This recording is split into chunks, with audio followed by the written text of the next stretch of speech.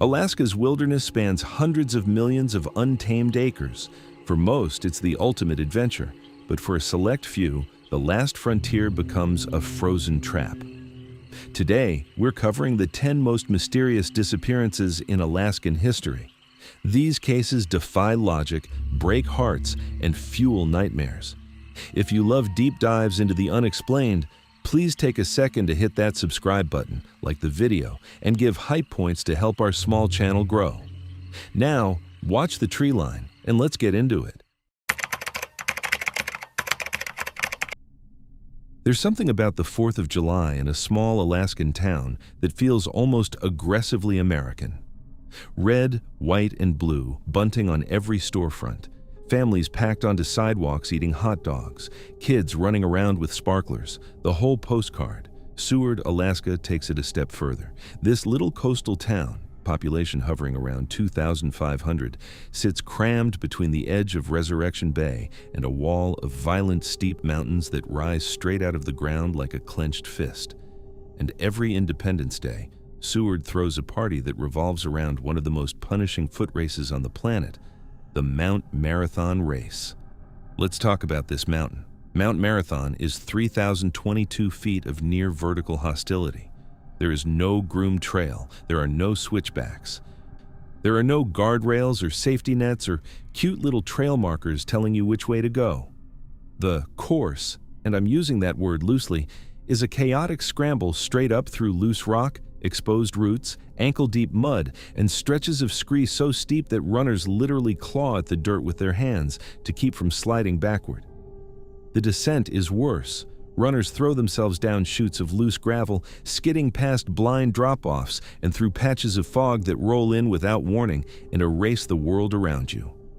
In 2012, 375 runners signed up for this thing. That's an enormous field for a race this dangerous. The start line is packed. The energy is frantic. Spectators line the base of the mountain with binoculars, cheering as runners scramble up the face like ants on a wall. It is loud, crowded, festive, and chaotic. The absolute last place on Earth you'd expect someone to simply vanish. But that's exactly what happened. Michael Lemaitre was 65 years old, a grandfather from Anchorage. He wasn't some grizzled ultramarathoner with a garage full of trophies and a sponsorship deal. He was a retiree with a personal goal, cross the finish line of the Mount Marathon race on the 4th of July. That's it. A bucket list item, something to tell the grandkids about. He was fit enough to attempt it, determined enough to sign up. And on July 4th, 2012, he pinned a bib number to his chest and walked to the start line alongside 374 other runners, most of them younger, faster, and far more familiar with what that mountain was about to do to them. But here's the detail that changes everything about this story. And it didn't come out until much later. Michael Lemaitre was legally visually impaired. Court documents from a 2009 discrimination lawsuit against a former employer revealed that his eyesight had deteriorated to the point where he could only recognize parts of a person's face from very close range. He could no longer legally drive a car. Let that sink in.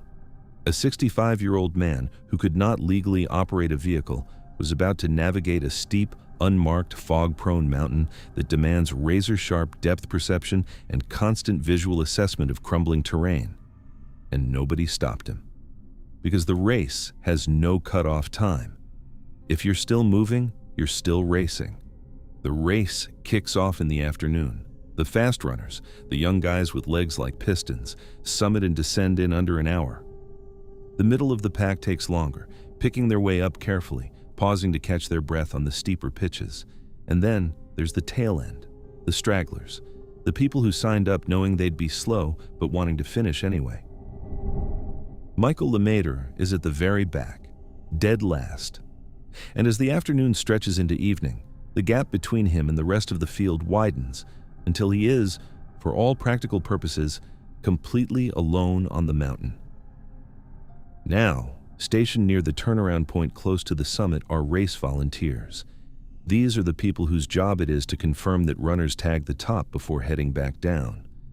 By the time Michael gets anywhere near them, these volunteers have been sitting on that exposed, windswept mountain for roughly 10 hours. They're cold. They're exhausted. The weather is starting to deteriorate. Clouds rolling in, temperature dropping, visibility thinning. They want to go home. Around 6 p.m., the volunteers spot Michael.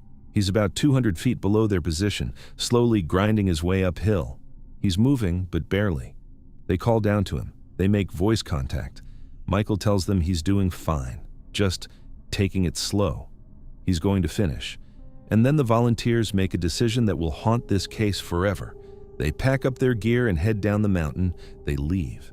They assume Michael will tag the turnaround point and follow them down. After all, what else would he do? He's 200 feet from the top. The path back is the path they just took. It should be straightforward. Should be. Hours pass. Down at the base of the mountain, the 4th of July festivities are winding down. The families are folding up their lawn chairs. The last runners crossed the finish line a long time ago.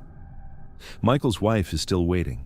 She's been waiting all afternoon, watching every runner stumble across the line, scanning every face. None of them are her husband. By 8 p.m., she contacts the Seward Fire Department. Michael Lemaitre is officially missing.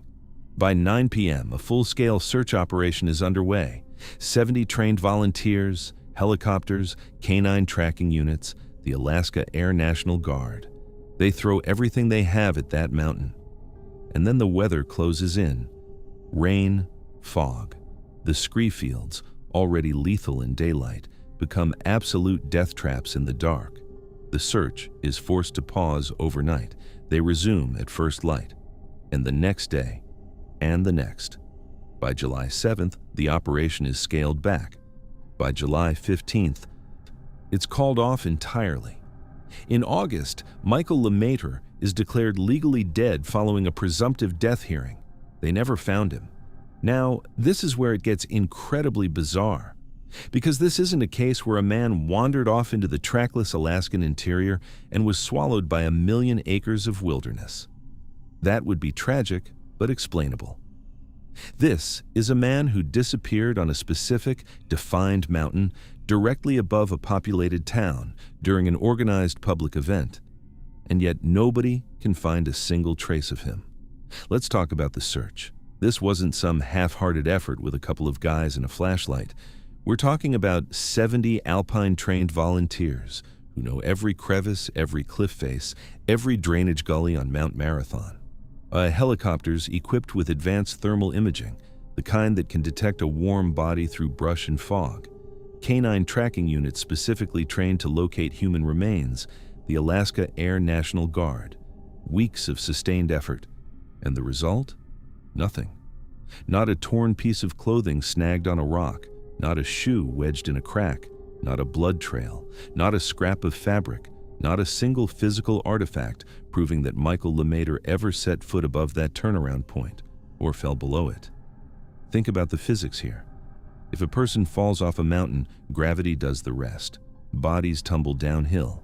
They come to rest at the base of cliff faces, in ravines, in gullies, places that are difficult to reach but not invisible to a helicopter with thermal cameras hovering 50 feet overhead. Every cliff base on Mount Marathon was checked. Every ravine was scoured. The terrain is steep, but it is not infinite. It's a defined, bounded chunk of rock next to a town, and yet it produced absolutely zero evidence of a human being. If he was attacked by a bear, and bears do inhabit the area, there would be signs. A bear attack on a human is violent, messy, and forensically loud. Torn clothing, blood spatter, drag marks, disturbed earth. A bear doesn't consume a person whole and leave the ground spotless. But that's exactly what searchers found. A spotless mountain. Now let's talk about the volunteers. And I want to be careful here, because these people were doing a brutal, unpaid job in miserable conditions for 10 hours. But the decision to leave the oldest, slowest, the most physically vulnerable runner alone near the summit of a dangerous mountain, a man who told them to his face that he intended to keep climbing, is a decision that deserves scrutiny. They assumed he would turn around. They assumed he would follow their path down. But on a mountain with no marked trail, in deteriorating weather, with fading light and a runner whose severe visual impairment they may not have known about. Assumptions are lethal. The moment those volunteers walked down that mountain and left Michael Lemaitre alone at 3,000 feet, the margin for error went to zero. One wrong step, one misread of the terrain, one stumble into a drainage he couldn't see clearly, and the mountain does the rest. The aftermath got ugly. Michael's widow filed a negligence lawsuit against the Seward Chamber of Commerce, which organized the race. The chamber's legal response was aggressive and, frankly, cruel. They demanded her financial records. They floated the theory that Michael had staged his own disappearance, that he had deliberately used the chaos of the race to walk off the mountain, bypass the town, and vanish to start a new life. That the widow was in on it, that the whole thing was a financial scheme to collect insurance money. But think about the logistics of that for a second. A 65-year-old, legally blind grandfather fakes his own death on a mountain covered with hundreds of spectators and then, what? Hitchhikes out of a remote Alaskan coastal town where everyone knows everyone? Books a flight under a fake name? Starts fresh with no money, no ID, no plan? Financial auditors tore his estate apart. There was no hidden money, no secret accounts, no trail.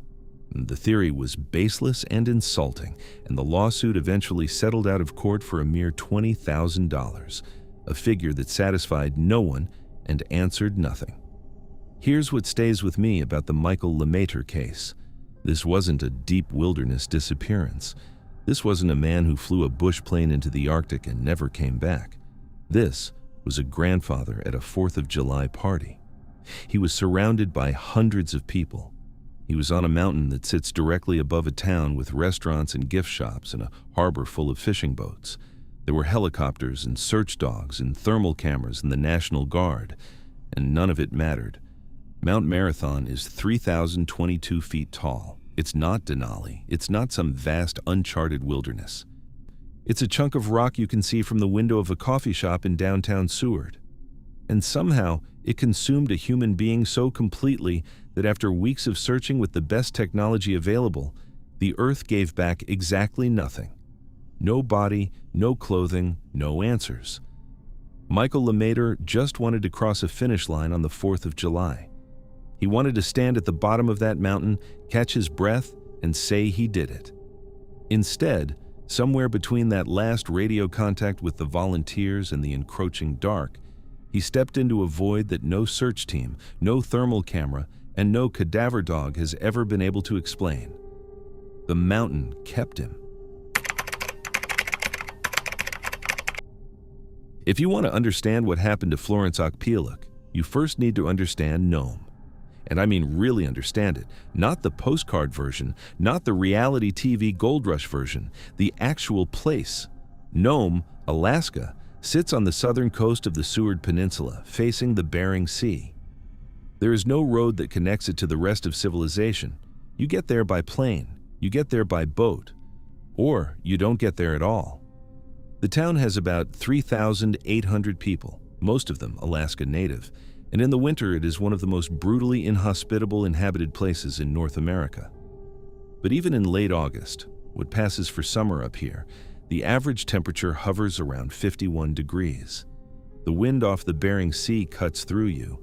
The sky is a permanent low-hanging gray. The sun sets late, but when it does, the dark is absolute. Now, just outside town, maybe a mile or two west along the coast, there's a stretch of rocky shoreline called West Beach. And every summer, West Beach transforms into something that feels almost lawless. Seasonal gold miners descend on Gnome from all over the world.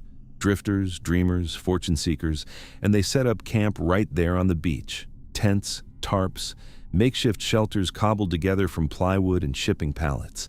They spend the short summer months dredging the shallow waters of the Bering Sea for gold dust. And when the season ends, they pack up and disappear back to wherever they came from. No forwarding addresses, no paper trails. Think about that for a second. This is a transient population that arrives, operates largely outside the oversight of local law enforcement, and then vanishes. The turnover is constant. The accountability is almost non-existent. and the camp sits right at the edge of town, close enough to walk to, far enough that nobody's really watching. This is where Florence Okpeyalik was last seen alive. Florence, Flo to the people who loved her, was 33 years old. Alaska native, Inupiaq. She was deeply woven into the fabric of Gnome's indigenous community, described by everyone who knew her as warm, trusting, fiercely loyal, and stubborn in the best possible way. She was a devoted mother to a 6-year-old daughter. She co-parented actively and healthily with the child's father. That little girl was her anchor, her reason for everything. But Flo had vulnerabilities, and it would be dishonest to leave them out. She struggled with alcohol, a reality that is devastatingly common in remote Alaskan communities, and one that carries enormous physical risk in an environment this harsh. Intoxication in subarctic conditions doesn't just impair your judgment, it accelerates hypothermia, it destroys your sense of direction, it makes you a target. And on the night of August 30th, 2020, Florence Okpeyalik walked toward West Beach. She did not walk back. Here's what we know, pieced together from witness statements, police reports, and investigative journalism that came later. On the evening of August 30th, Florence is seen at the Board of Trade bar in Gnome, a local watering hole, the kind of place where everyone knows everyone. Witnesses report she's drinking with a seasonal gold miner. At some point, the two of them leave the bar together and head toward the miner encampments on West Beach. It's a short trip, a mile or two along the coast. The night is cold, gray, and getting darker. The next day, August 31st, is the last time anyone sees Florence alive. At around 4 p.m., a witness spots her emerging from a temporary miner's tent on West Beach. She's there, she's breathing, she's walking around, and then she's gone. That evening, when Florence doesn't come home, doesn't show up for work, and stops answering her phone, her sister Blair and her family contact the Gnome Police Department. The alarm is raised. The Alaska State Troopers issue a formal missing persons bulletin on September 1st. By September 3rd, the FBI has been called in. Community-led search parties fan out across the tundra above West Beach using ATVs, the daisy chain formations, and even underwater remotely operated vehicles to search nearby lakes and coastal waters. None of it produces a single trace of Florence Okpeyalik. But what investigators did find, inside the tent where she was last seen, is what turns this case from a tragic disappearance into something far more disturbing. Florence's burgundy winter jacket was found outside the tent. Her shoes were there, her socks were there, neatly left behind as if she had simply stepped out for a moment and would be right back. Except, she never came back. And she left barefoot, coatless, into the Alaskan night. Now, this is where it stops making any sense, and I need you to really sit with this. Because the physical evidence, or rather, the physical evidence she left behind, tells a story that no accidental wandering theory can comfortably explain. Let's start with the shoes. It is late August in Gnome, Alaska. The temperature at night is hovering around 50 degrees, but with the coastal wind chill, it feels significantly colder. The ground on West Beach is not soft sand. It is rough, rocky, littered with driftwood and gravel and the sharp debris of a mining camp. Walking on it barefoot is not just uncomfortable, it is painful. It is the kind of surface that slows you down, cuts your feet, and in freezing conditions accelerates frostbite within minutes. Why would anyone voluntarily remove their shoes, peel off their socks, leave behind their heavy winter jacket and walk out into that? Think about it, really think about it. If you're stepping outside a tent to use the bathroom, you pull on your shoes. If you're going for a walk, you grab your coat. These are not optional accessories in the subarctic. They are survival equipment.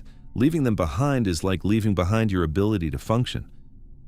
There are exactly two scenarios that explain a person leaving a shelter without shoes, socks, or a coat in freezing conditions.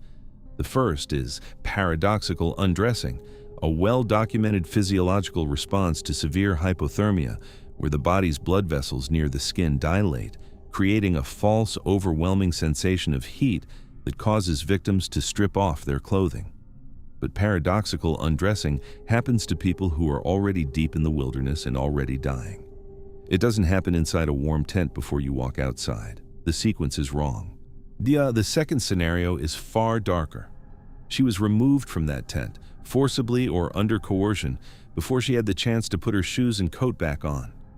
Someone didn't give her time to get dressed. Someone didn't want her to be able to run.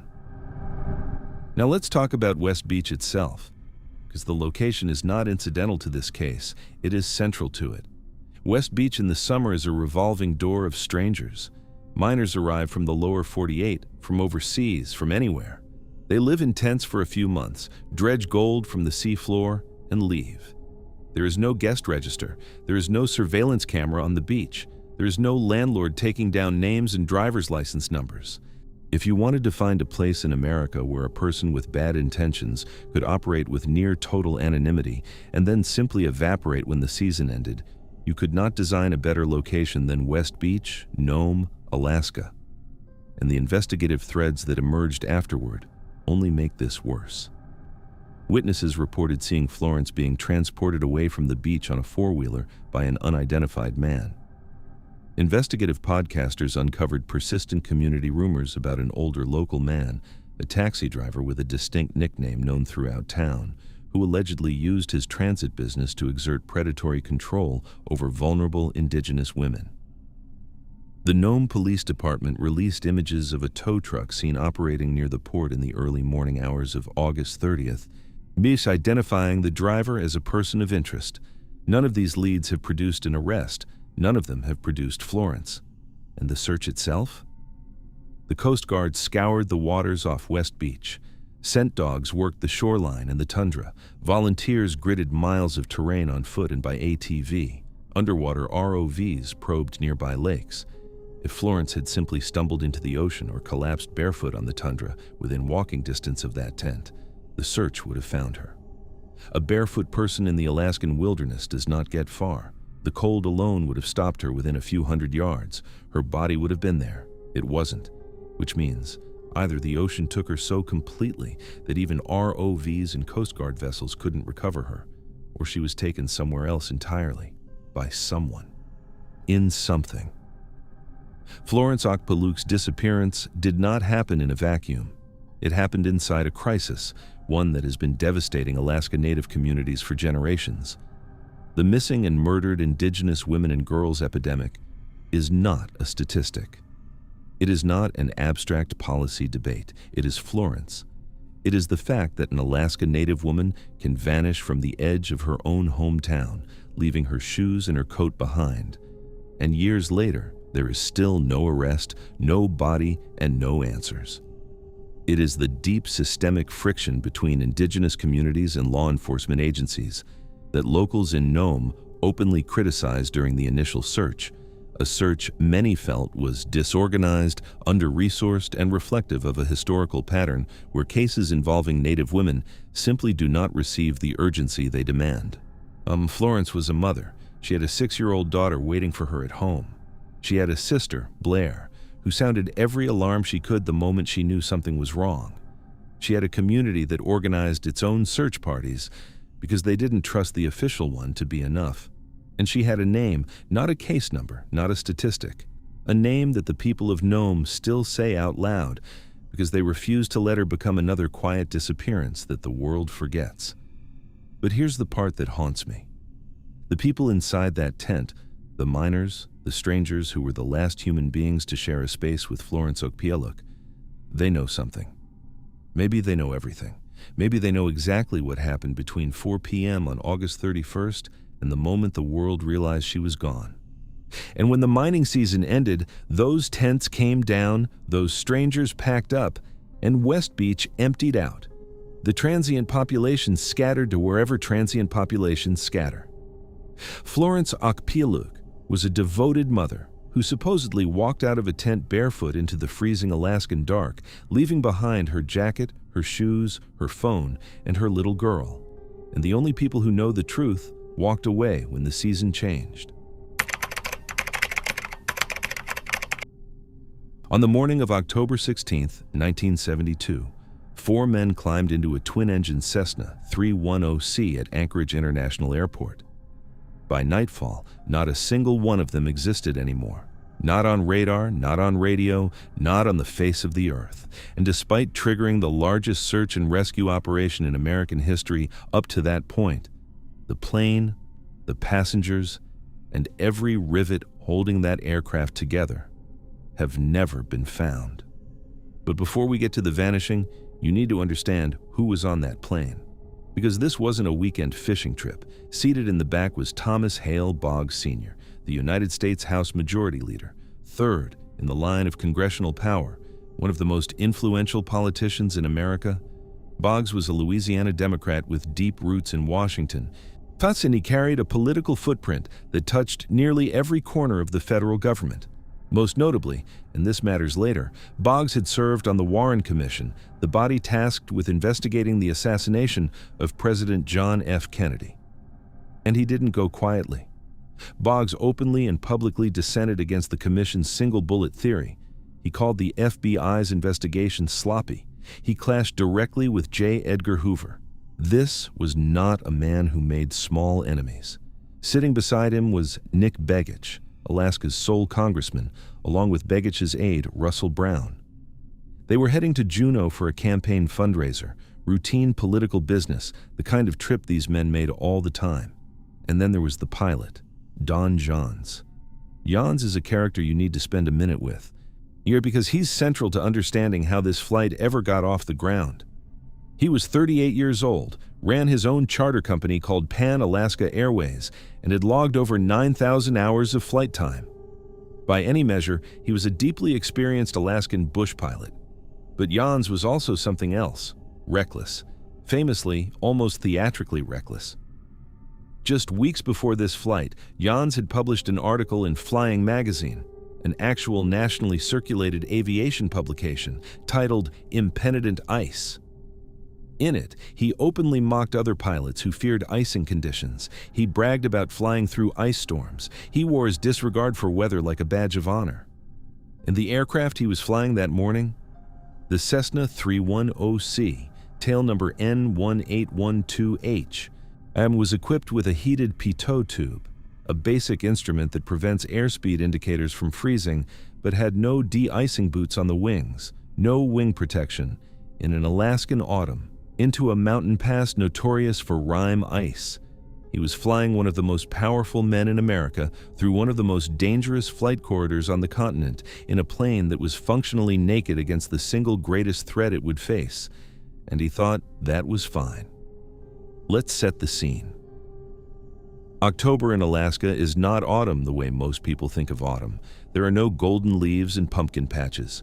October in south-central Alaska is the violent transition into winter. The Chugach Mountains, the jagged spine of rock separating Anchorage from Prince William Sound, are already dusted with snow. The cloud ceilings are dropping by the hour. Freezing rain is moving in. And Portage Pass, the narrow geographic choke point that VFR pilots have to thread to get from Anchorage to the coast, is rapidly becoming a death trap. How bad was it?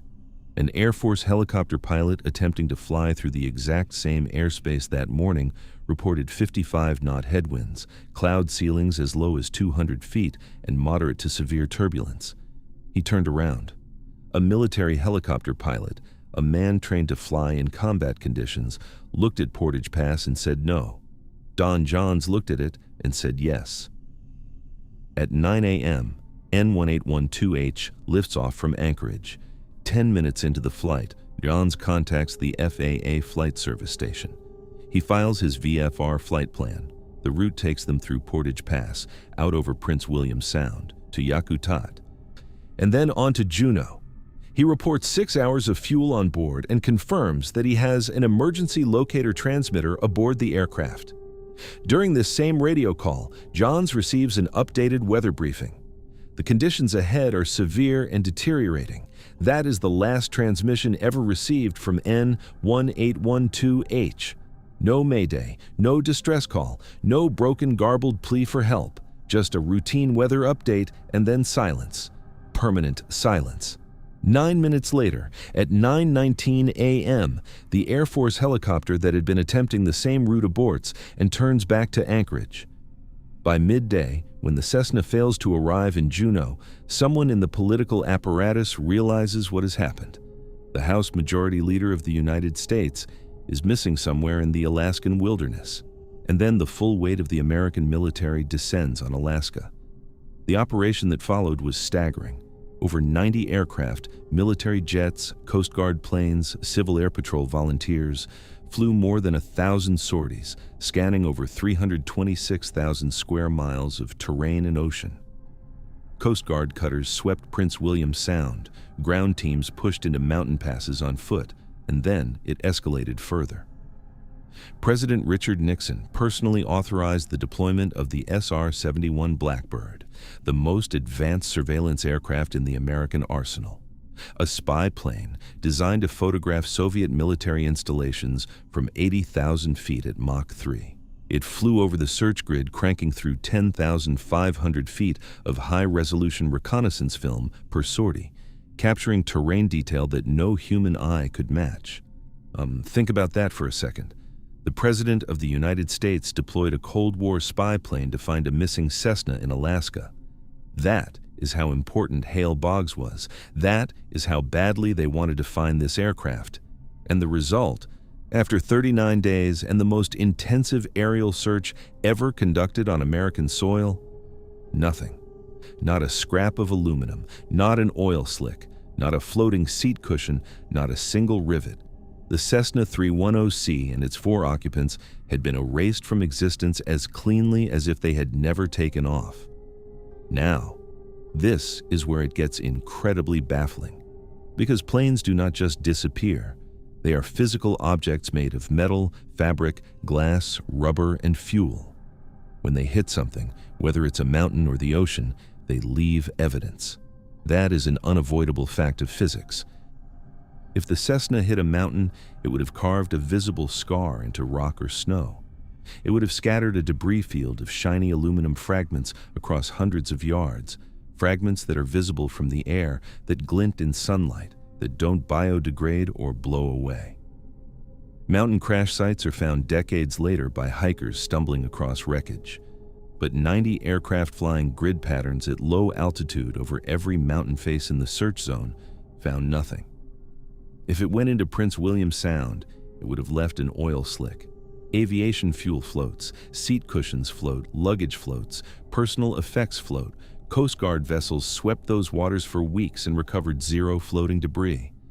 The ocean didn't swallow it without a trace, or if it did, it performed the cleanest, most efficient act of concealment in maritime history. And then there's the emergency locator transmitter. During his final radio call, Johns explicitly told the FAA that he had an ELT aboard the aircraft. An ELT is a crash-activated distress beacon. It's designed to survive an impact and emit a continuous signal on an emergency frequency so rescuers can home in on the wreckage. The military search picked up absolutely no ELT signal. None. But here's the detail that turned suspicious into deeply unsettling. After the disappearance, a retired Air Force member came forward and reported that Johns's ELT was later found sitting inside his office desk back in Anchorage. It was never on the plane. Hold on, let's look at that again.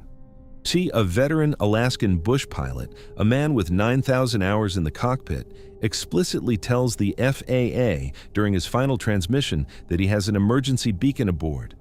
But the beacon is sitting in a drawer at his office. He either lied to the FAA, or he believed there was a functioning ELT on board and was catastrophically wrong. Either way, when that plane went down, there was no signal, no electronic breadcrumb, no lifeline. The aircraft hit the earth or the water and simply went silent. And that silence invited theories that have echoed through Washington for half a century. The political weight of Hale Boggs made conspiracy inevitable. Here was a man who had publicly accused the FBI of incompetence, who had clashed with J. Edgar Hoover, a man not known for forgetting grudges, who had dissented on the most politically sensitive investigation of the 20th century. Within months of the disappearance, whispers circulated that the plane had been sabotaged, that a bomb had been placed on board, that powerful people wanted Boggs silent. And then the story got stranger. Shortly after Congressman Begich vanished, his widow, Peggy, married a man named Jerry Pasley, a bartender with direct affiliations to the Joe Bonanno organized crime family. 20 years later, while serving a life sentence for an unrelated murder, Pasley contacted the FBI. He claimed that a month before the flight, Peggy had met secretly with Bonanno. He claimed he had personally transported a package the size of a bomb to Alaska on the mobster's orders. He alleged Peggy had orchestrated the entire thing for the insurance payout. But think about the logistics here. If the mob planted a bomb, they needed to know which specific aircraft, tail number N1812H, would be chartered for this flight. They needed access to the plane before departure. They needed to build and deliver an explosive device to a remote Alaskan airfield without detection. And they needed the bomb to detonate cleanly enough over the ocean that not a single piece of wreckage surfaced for 39 days. The FBI ultimately dismissed Pasley as an unreliable narrator desperate for a sentence reduction. But the story stuck, because the alternative, that a plane carrying the House Majority Leader just cleanly ceased to exist due to weather, is almost harder to believe. The official explanation from the National Transportation Safety Board is the simplest one. Severe rime icing in Portage Pass destroyed the wing's ability to generate lift. The Cessna stalled, plummeted into the deep frigid waters of Prince William Sound, and sank to the bottom, hundreds of feet below the surface, beyond the reach of 1972-era search technology, in waters so cold and dark that the wreckage will likely never be recovered. And maybe that's exactly what happened. A reckless pilot who mocked ice flew directly into it and killed everyone on board. It wouldn't be the first time in Alaskan aviation history, and it wouldn't be the last. But over 50 years have passed. Sonar technology has advanced exponentially. Hikers, hunters, and glacier researchers have explored that terrain for decades. On deep water, ROVs can now reach depths that were science fiction in 1972. And still, not a bolt, not a panel, not a bone.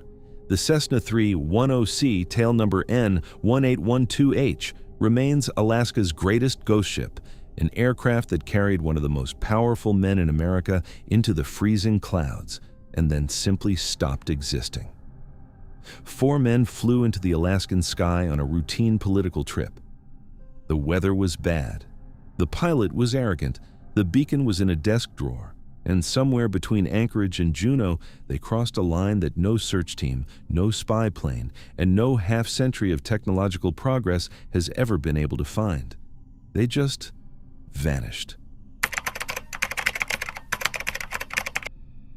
On January 26, 1950, a Douglas C-54D Skymaster, a 4-engine military transport aircraft carrying 44 people, lifted off from Elmendorf Air Force Base in Anchorage, Alaska, bound for Great Falls, Montana. 2 hours into the flight, the pilot made a routine radio check-in. His voice was calm, everything was normal. And then the aircraft, its crew, its passengers, and every bolt holding it together ceased to exist. No wreckage, no bodies, no emergency signal, no scar on a mountainside, no oil slick in a frozen lake, nothing. 75 years later, nothing. And this wasn't a little single-engine bush plane. This was a massive machine. 100-foot wingspan, a 26-foot-tall tail fin, 4 Pratt & Whitney radial engines, thousands of gallons of aviation fuel, 44 human beings. The Douglas C-54 was the military workhorse of the late 1940s, the same airframe that flew the Berlin airlift that hauled cargo across oceans. It was big, loud, and built like a freight train, and it vanished as completely as if someone had reached down and plucked it out of the sky. But before we get to the impossible search, you need to feel the cold. Because the cold is the other character in this story, and it is the most ruthless one. January in the Yukon Territory is not winter the way you picture winter. It is not snowflakes and scarves. The ground temperature on January 26, 1950, was approximately 40 degrees below 0 Fahrenheit. At that temperature, exposed skin develops frostbite in under 5 minutes, spit freezes before it hits the ground, metal becomes so cold it bonds to flesh on contact.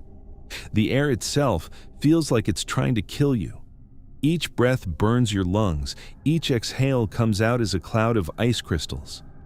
The landscape is beautiful in the way a knife is beautiful. White, clean, endless, and lethal. The flight path from Anchorage to Great Falls followed Airway Amber 2, a well-established corridor left over from World War II.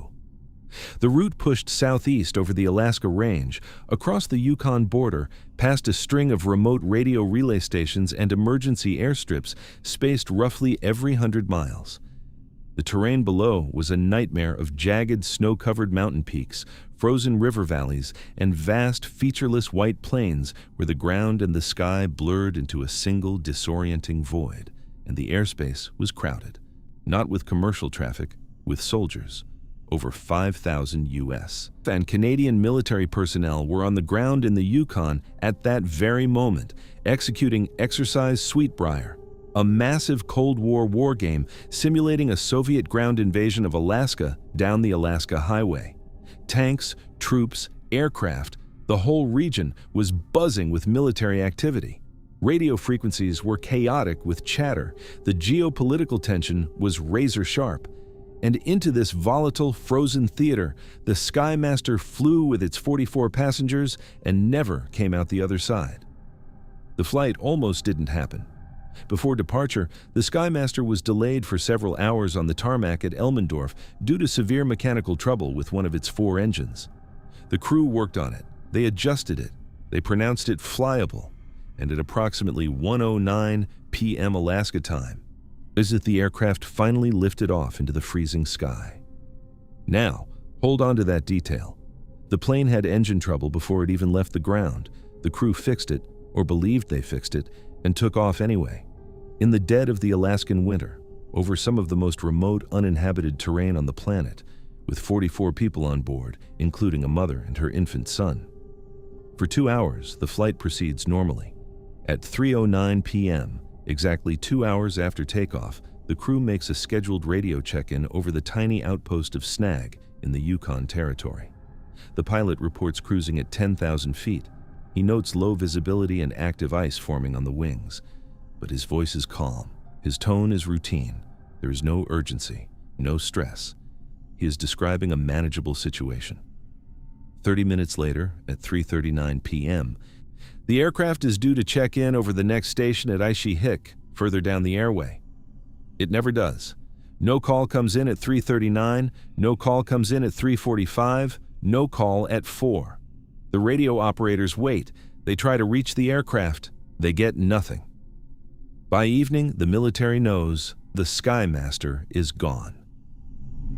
What followed was one of the largest joint search and rescue operations in North American history. The U.S. and Canadian militaries launched Operation Mike, deploying an armada of 85 aircraft and approximately 7,000 ground troops across 350,000 square miles of the frozen Pacific Northwest. Search planes flew low-altitude grid patterns over every mountain range, every frozen lake, every river valley between Snag and the Montana border. The search itself was lethal.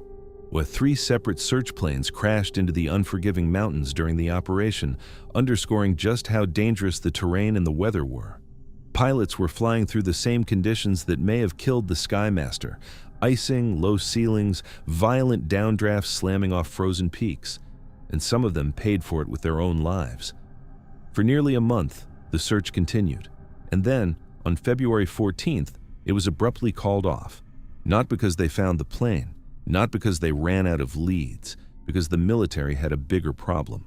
A B-36 Peacemaker bomber carrying a Mark IV nuclear weapon had crashed into the Pacific off the coast of British Columbia. A Broken Arrow incident, a lost nuclear bomb. The military assets searching for the Skymaster were diverted to the Gulf of Alaska to deal with an even more terrifying crisis. And just like that, the 44 people aboard that transport plane were demoted from a top priority emergency to a secondary concern. The Yukon snows continued to fall. and whatever was left of the C-54D, if anything was left, was buried deeper with every passing hour. Now, this is where it defies all logic, because the mathematics of this disappearance simply do not work. A Douglas C-54D Skymaster has a wingspan of 100 feet. It is 73 feet long. Its 4 engines, fuel tanks, hydraulic systems, and structural airframe contain thousands of pounds of metal, rubber, glass, and oil. When an aircraft of this size impacts a surface, whether it's a mountainside, a frozen lake, or a valley floor, it does not land gently. It burns. It tears itself apart. It carves a massive blackened scar into whatever it hits. It scatters debris across hundreds of yards, in some cases, miles. Aluminum fragments, engine cowlings, landing gear, seats, personal belongings. A crash site of a C-54 should be visible from the air for months, possibly years, particularly against pristine white snow. 85 search aircraft flew systematic grid patterns over 350,000 square miles. And they found none of this. No burn mark, no debris field, no glint of aluminum, no oil stain on snow or ice, nothing. How? How does a 100-foot-wide aircraft full of fuel and metal crash somewhere in a defined search corridor and leave zero physical evidence? There are only a handful of explanations, and none of them are comfortable. The first is vertical burial. If the aircraft stalled at altitude, say from catastrophic ice accumulation on the wings destroying its ability to generate lift, it could have entered a near-vertical dive and slammed nose first into a deep snowfield or an uncharted alpine lake. In that scenario, the fuselage punches through the surface like a dart, the snow or water closes over it, and the crash site becomes invisible from the air within hours. No debris field, no burn scar, just a hole that the weather fills in before anyone can find it. But think about the timing. The pilot just reported ice on the wings over snag. He sounded calm. If the icing was catastrophic enough to stall 4 engines simultaneously, there would have been a window, even a brief one, where the crew could have grabbed the radio and transmitted a distress call, a mayday, a position report, anything. An experienced Air Force crew does not ride a stalling aircraft into the ground in silence unless whatever happened was so instantaneous that they never had the chance. That brings us to mid-air structural failure. The pre-departure engine trouble that delayed the flight becomes deeply relevant here. If the mechanical issue wasn't truly resolved, if something was cracked, weakened, or misaligned, it could have cascaded catastrophically at altitude.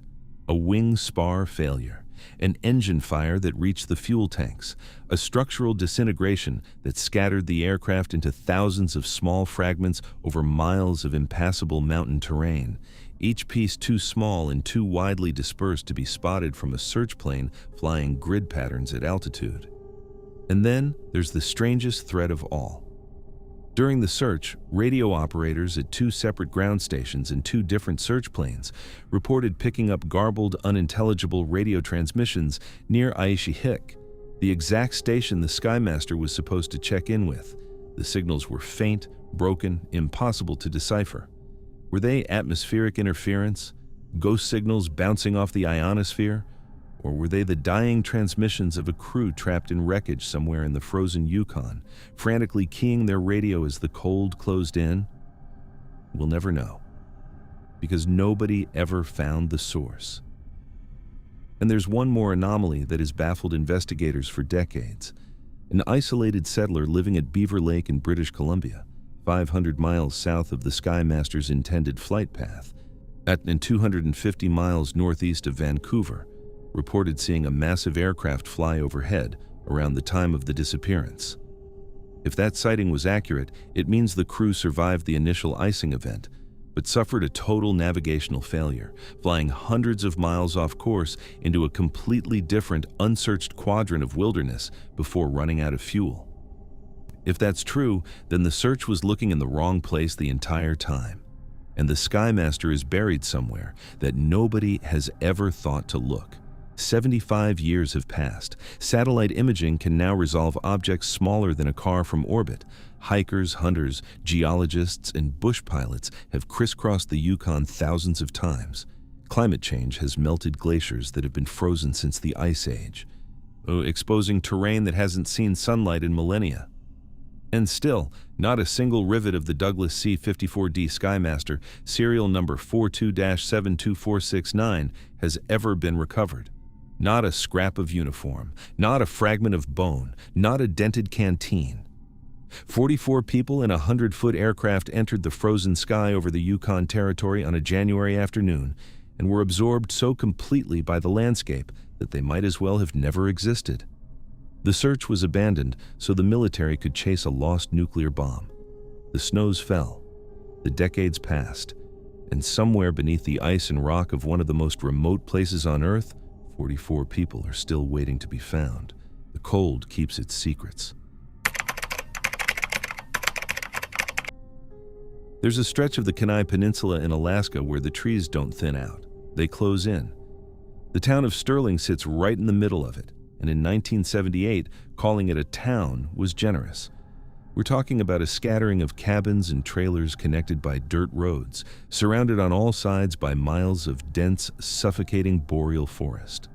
The nearest real city, Soldotna, was a 20-minute drive down the Sterling Highway, and even that was barely a blip on the map.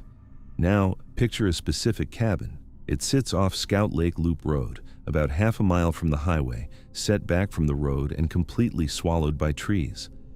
At night, the only thing separating you from total darkness is a single harsh streetlight out front, throwing long, jittery shadows into the tree line. The front door. The lock doesn't work. Hasn't worked in a while. Nobody's fixed it. It's that kind of place, the kind where you leave things broken because help is far away and money is tight and you convince yourself it'll be fine. It is early September. Summer is dying fast in this part of Alaska.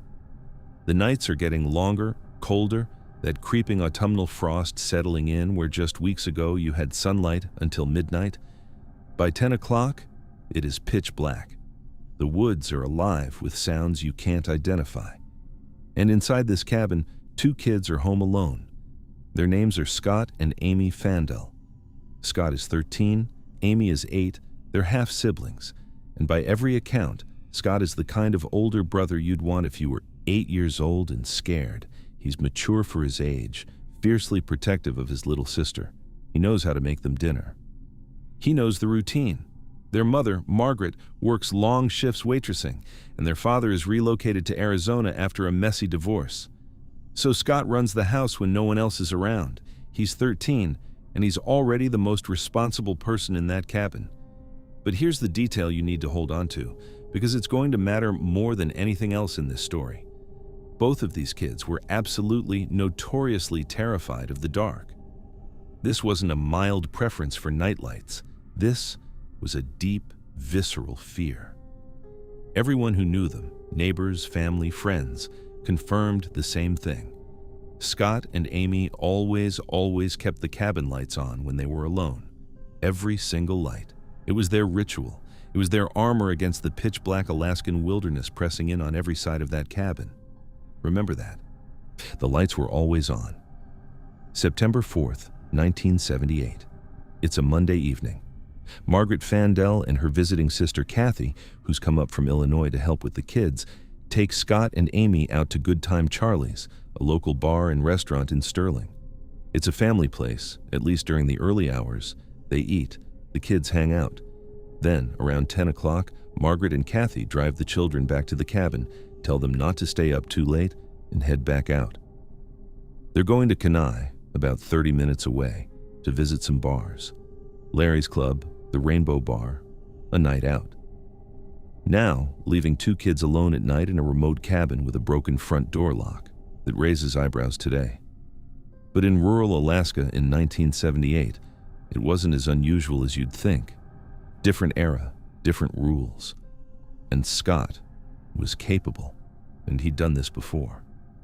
Around 10:30 p.m., Scott and Amy walk about 200 yards through the dark woods to visit their neighbors, the Lupton family. The kids are friends. They play together. They walk to school together. It's a normal visit until Mrs. Lupton sends them home because they're being too loud. The exact time she shoos them out the door is never pinned down, but it's late. It's dark. and the two kids walk back through those 200 yards of forest, back to their cabin. At 11:45 p.m., a neighbor driving past the Fandel property sees the cabin's lights on, all of them, blazing. Which makes perfect sense, right? The kids are home. They're doing what they always do, every light on, keeping the dark at bay. And then something happens. Somewhere between 11:45 p.m. and roughly 2 a.m., the world inside that cabin changes completely. Margaret and Kathy pull back into the driveway sometime between 2 and 3 in the morning. They walk up to the cabin, and the first thing they notice, the first thing that should have set off every alarm bell in the human brain, is that the cabin is completely dark. Every light is off. The place is black. But they don't check. They assume the kids walked back over to the Lupton's house for a sleepover. They go to bed. The next morning, Margaret leaves for her waitressing shift at 8:30 a.m. She still hasn't physically looked in the kids' rooms. Kathy sleeps until noon. When Margaret finally tries to reach Amy at school sometime midday, she's told her daughter never showed up. Her employer won't let her leave her shift. It isn't until that afternoon, when the Lupton kids come by looking for Scott and Amy, that Kathy realizes they aren't at the neighbor's house either. They aren't anywhere. And yet, and this part is almost incomprehensible, a formal missing persons report isn't filed with the Alaska State Troopers in Soldotna until 5:14 p.m. the next day. That's over 15 hours after the kids were confirmed absent from all their normal routines. 15 hours of critical investigative time, gone. The trail is already ice cold before anyone with a badge even knows to start looking. Now, this is where it gets truly unsettling. Let's talk about what was found inside that cabin. When investigators finally examined the kitchen, they found a domestic scene frozen mid-action. On the counter sat an open box of macaroni and cheese and an open can of tomatoes. On the stove, a pot of water. Reports vary on whether the water was still warm or at a full rolling boil when the adults returned in the early hours. But either way, the implication is the same. And it's terrifying. Think about that for a second. If you are a kid planning to run away from home into the Alaskan wilderness in the middle of the night, you do not put a pot of water on the stove. You don't open a box of macaroni. You don't set out a can of tomatoes like you're about to sit down and eat. You only do those things if you expect to be standing right there in 5 minutes, watching the water bubble, dumping in the noodles, making yourself dinner. Scott and Amy weren't leaving. They were cooking. They were in the middle of the most mundane childhood act imaginable, making mac and cheese, and they were interrupted. But here's the thing that should keep you up at night. The lights. Every single light in that cabin was off. The place was pitch black. These are two children with a documented, deeply ingrained terror of darkness. Children who kept every light blazing as a nightly ritual. If they had stepped outside to investigate a noise, a knock at the door, an animal in the yard, anything, they would have left those lights on. They wouldn't have willingly plunged themselves into total darkness. That's not how phobias work. You don't abandon the one thing that makes you feel safe. So if the kids didn't turn the lights off, someone else did. Someone walked into that cabin. Remember, the front door lock was broken. Anyone could have walked right in. And at some point, either during or after whatever happened to those two children, was turned off every light in the house. Why? Because you turn off the lights when you want the cabin to look empty. You turn off the lights when you don't want anyone driving by at 2 in the morning to see what's happening inside. And then there are the gunshots. Neighbors reported hearing distant gunfire in the woods around the time the children vanished. At the time, nobody thought twice about it. This is Alaska. People hunt, people shoot. Gunshots in the woods at night aren't unusual enough to call the police over. But now, rewind that detail and lay it on top of everything else. The interrupted dinner, the darkened cabin, the broken lock, 2 missing children, and the gunshots take on a very different texture. Were those shots from a late-night hunter, or were they the sound of whatever happened to Scott and Amy Fandel? We don't know. We may never know. During the subsequent investigation, spent bullet casings were found outside the cabin. Law enforcement could never definitively link them to the specific night of the disappearance, But their presence outside a home with a broken lock where 2 children vanished adds a layer of menace that is impossible to ignore. And years later, as if this case needed one more gut punch, the Fandel cabin burned to the ground.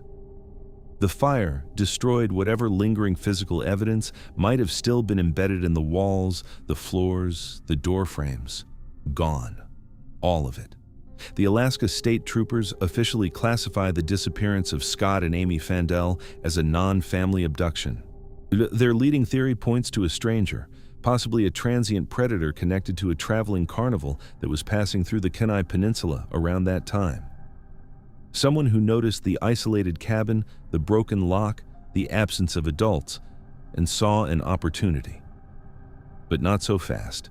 Let's pull at the other threads. Some investigators looked hard at the father, Roger Fandel. He was in Arizona. He believed Margaret was an unfit mother, the drinking, the long absences, leaving the kids alone. Could he have orchestrated something? Could someone have taken the children on his behalf? It's a theory that sounds plausible until you dig in and find absolutely nothing. No travel records placing him in Alaska, no financial transactions, no evidence, just suspicion and a bitter custody backdrop. Others have pointed closer to home. The delay in reporting, that staggering 15-hour gap, has fueled darker speculation. Margaret learned her daughter wasn't at school and still didn't leave work. Kathy slept until noon. Neither adult physically checked on the children when they returned to a pitch-black cabin at 2 in the morning. Is that negligence? Is it something worse? Law enforcement has never officially named Margaret as a suspect, but the behavioral timeline is, at minimum, deeply uncomfortable. And then there's the simplest, ugliest possibility. Someone local. Someone who knew the cabin, knew the lock was broken, knew the mother's schedule, knew those kids were alone every single night in a home that was effectively wide open to anyone who wanted to walk in. Massive ground searches were launched, police dogs, aerial sweeps, on volunteers combing the forest for miles in every direction. Decades passed, technology improved, DNA databases expanded, cold case units reopened old files and re-examined old evidence. None of it mattered. Not a single trace of Scott or Amy Fandel has ever been found.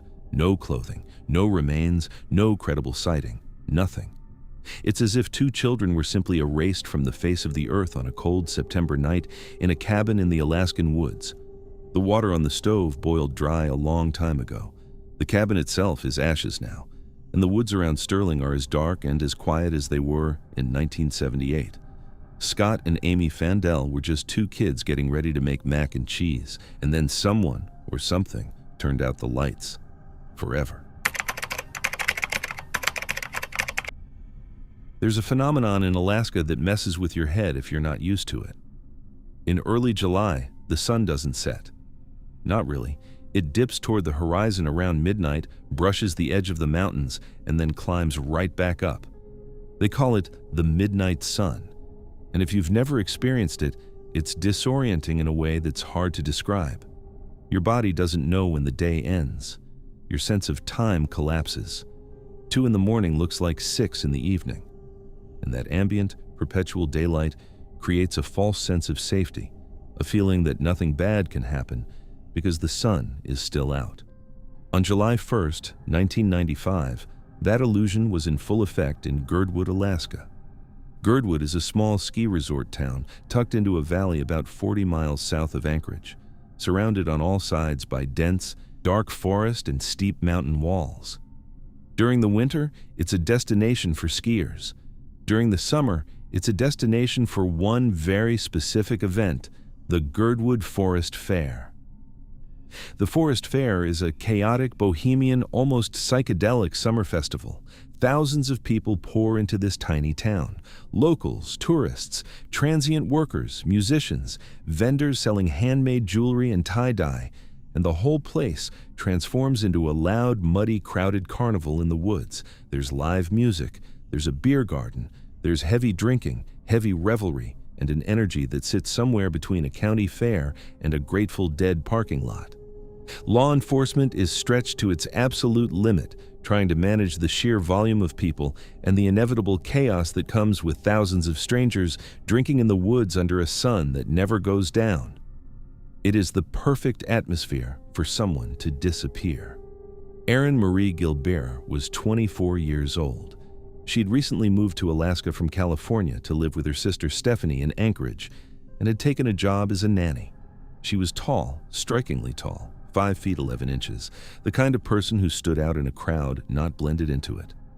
She was young, trusting, and brand new to the state. She didn't know the terrain. She didn't have the ingrained Alaskan awareness of just how quickly the wilderness closes in when you step off a paved road. Alaska was still an adventure to her. Everything was new. Sometime in late June, Aaron met a man at a bar in Anchorage. His name was David Combs. They hit it off, or at least that's how the story goes, and he invited her on a date. The plan was to drive down the Seward Highway to Girdwood and spend the evening at the Forest Fair, a summer festival, live music, good vibes, a 40-mile drive through some of the most beautiful coastal scenery in America. Aaron said yes. She got in his car, and she was never seen again. Here's what we know, based almost entirely on David Combs' own account. And I want you to keep that distinction front and center because it matters enormously. Almost everything we know about the second half of this evening comes from the mouth of the last person known to have been with Aaron Gilbert alive. On the afternoon of July 1st, Combs and Aaron drive south from Anchorage to Girdwood. They arrive at the Forest Fair. The place is packed. Music, crowds, the beer garden, the whole festival experience. The last time independent witnesses definitively confirm seeing Aaron alive is at approximately 6 p.m. in the beer garden. She's there. She's at the fair. People see her. After 6 p.m., Aaron Marie Gilbert effectively vanishes from the observable world. Everything that follows comes from Combs. According to his account, the couple decides to leave the fair sometime in the evening. They walk back to his car, which is parked somewhere in the area. He turns the key. The car won't start. Dead battery, he says, no juice. They're stuck. Now, Combs says he has a friend who lives somewhere in Girdwood.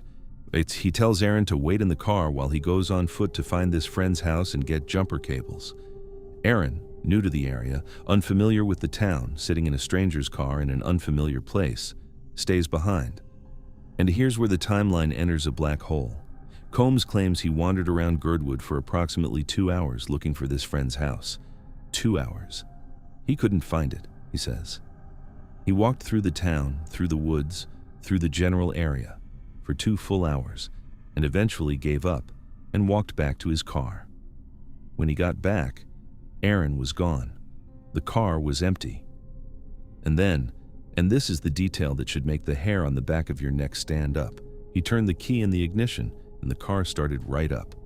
The dead battery that had stranded them, fixed, just like that. He drove 40 miles back to Anchorage, alone. He did not call the police. He did not go back to the fair to ask if anyone had seen her. He did not contact her sister. He did not report a missing woman. He simply drove home. It was Aaron's sister, Stephanie, who eventually reported her missing, days later, after Aaron failed to come home and couldn't be reached. By the time the Alaska State Troopers began investigating, the Forest Fair was over. The crowds had dispersed. The temporary infrastructure had been torn down, and whatever had happened to Aaron Marie Gilbert in that window between 6 p.m. and whenever Combs claims he returned to the car had been swallowed by time, darkness that wasn't dark, and a festival that had already packed up and moved on. Now, this is where the story completely falls apart. And I don't mean falls apart in a subtle, circumstantial way. I mean the basic mechanics of David Combs' account defy common sense at every single turn. Let's start with the 2-hour walk. Girdwood in 1995 was, and still is, a small town. It's not a sprawling city with a confusing grid of streets. It's a compact mountain community, the kind of place where you can walk from one end to the other in 20 minutes. If your car battery dies in a parking area next to a massive summer festival with thousands of people, running cars, and an entire beer garden full of strangers who would happily give you a jump start, what do? You walk back to the fair. You flag down the nearest person with a vehicle. You ask a vendor. You find anyone. Girdwood on Forest Fair night is the single easiest place in Alaska to find help. You do not wander into the woods for 2 hours looking for one specific friend's house that you apparently can't locate. That is not problem solving. That is not how human beings behave when faced with a dead battery at a crowded event. The 2-hour gap is not a search for jumper cables. It's an alibi.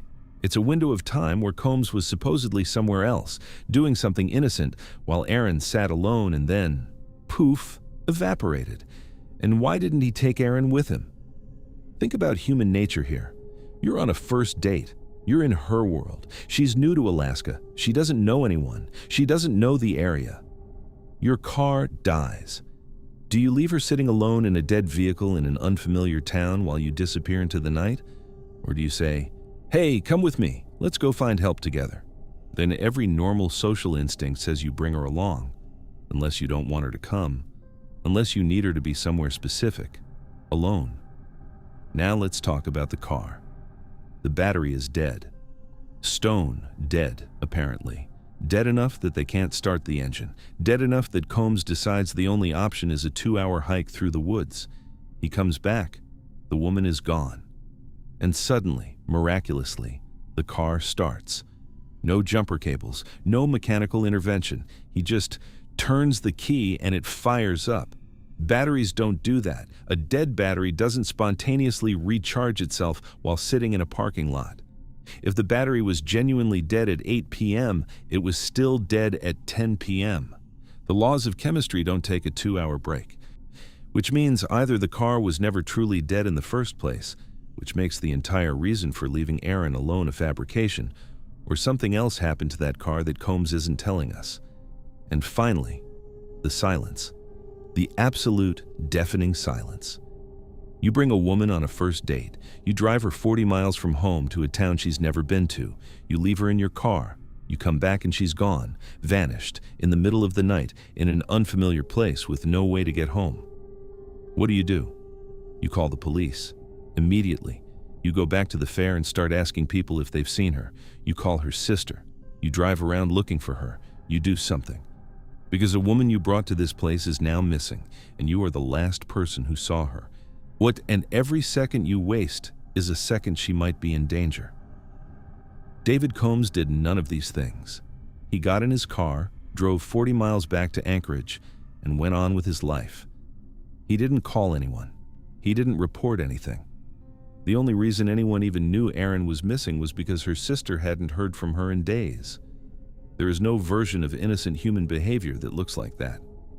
A man who is genuinely worried about a missing date does not silently drive home and wait for someone else to notice she's gone. That is the behavior of a person who already knows she's not coming back. The Alaska State Troopers searched. Aaron's family searched. They combed the dense woods around Girdwood. They walked the riverbanks. They put up flyers. They did everything a desperate family does when the system can't give them answers. And in over 30 years, not a single physical trace of Aaron Marie Gilbert has ever been found. No clothing, no remains, no personal belongings, nothing. She was 5'11", a woman who towered over most people in any crowd, and she disappeared so completely that the earth itself seems to have consumed her.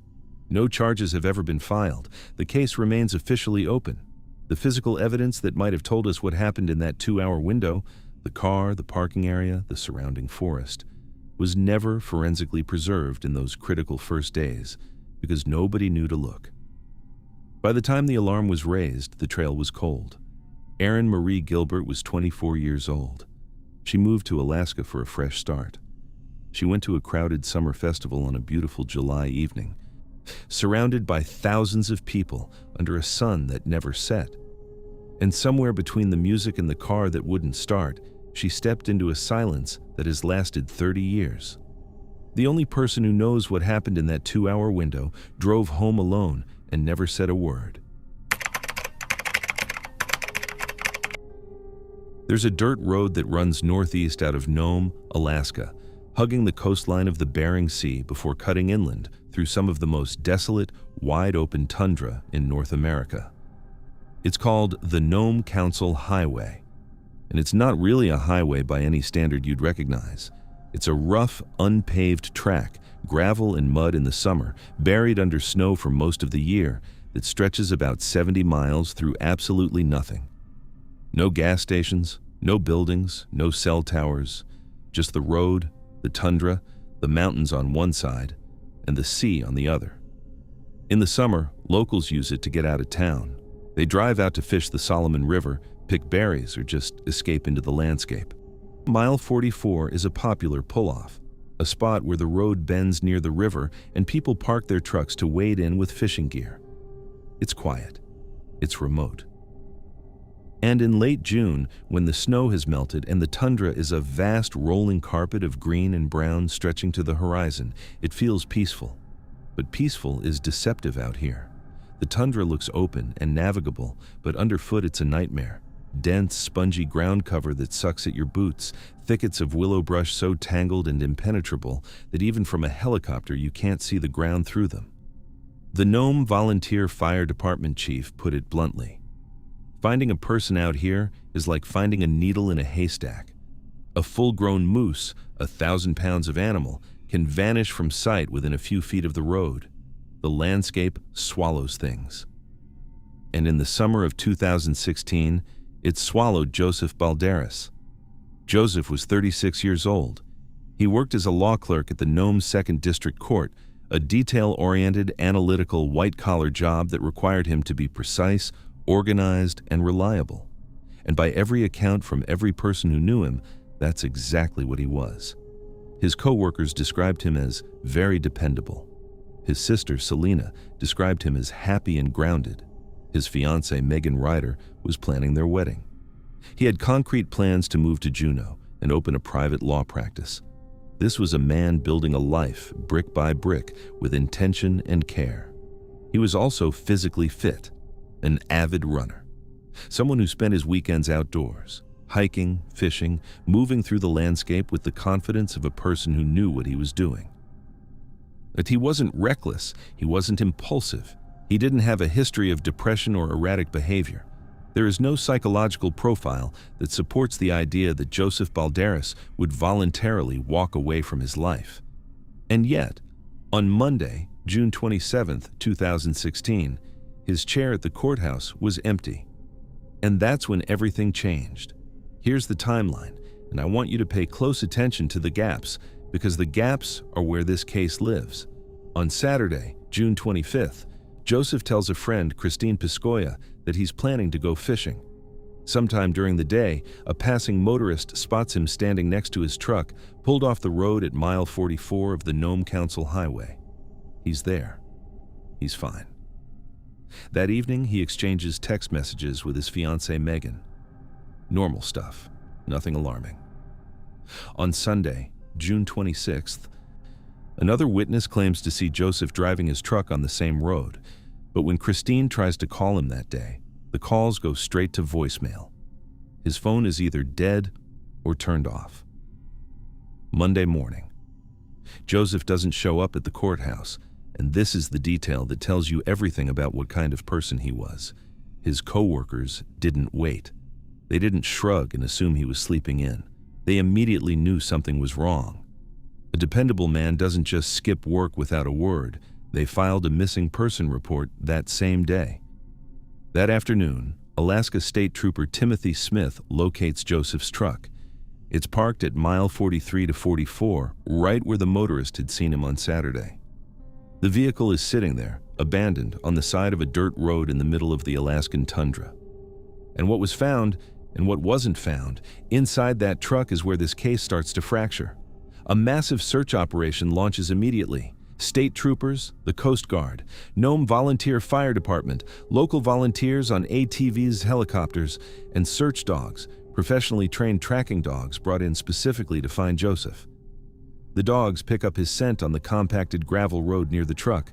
They follow it for a short distance, and then the scent stops, right there on the road.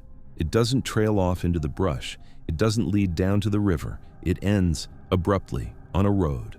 In forensic tracking, there's a very specific thing that causes a scent trail to terminate on a paved or compacted surface. The person got into a vehicle.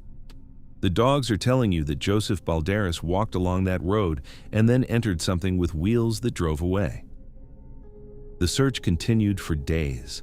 Helicopters flew grid patterns. Crews used their rotor wash to flatten the dense willow brush so they could see the ground beneath it. Volunteers walked the riverbanks.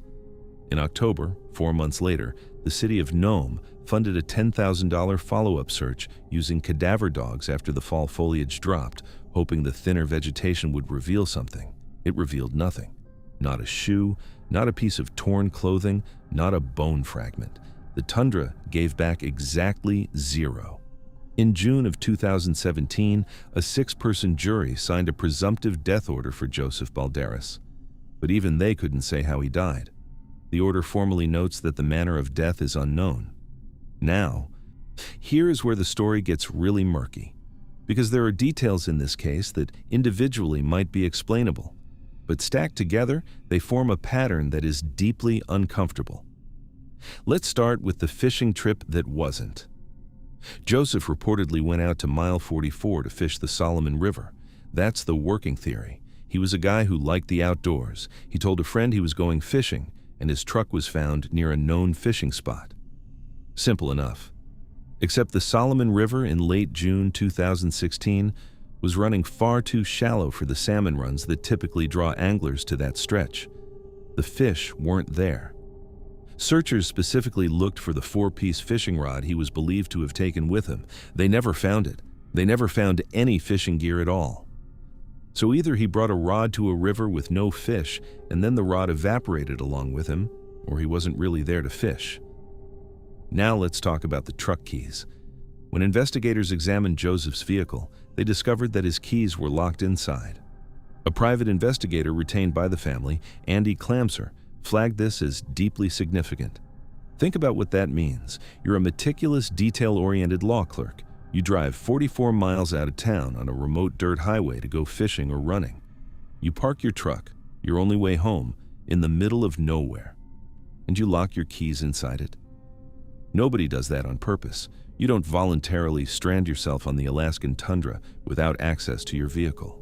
Either the keys got locked in accidentally, which happens, but is a remarkable coincidence given everything else, or someone else locked that truck after Joseph was no longer in control of the situation.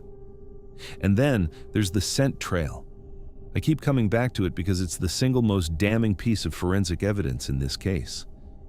Professionally trained tracking dogs followed Joseph's scent along the road, and it terminated abruptly on the driving surface. It did not lead into the brush. It did not lead to the river. It stopped on the road.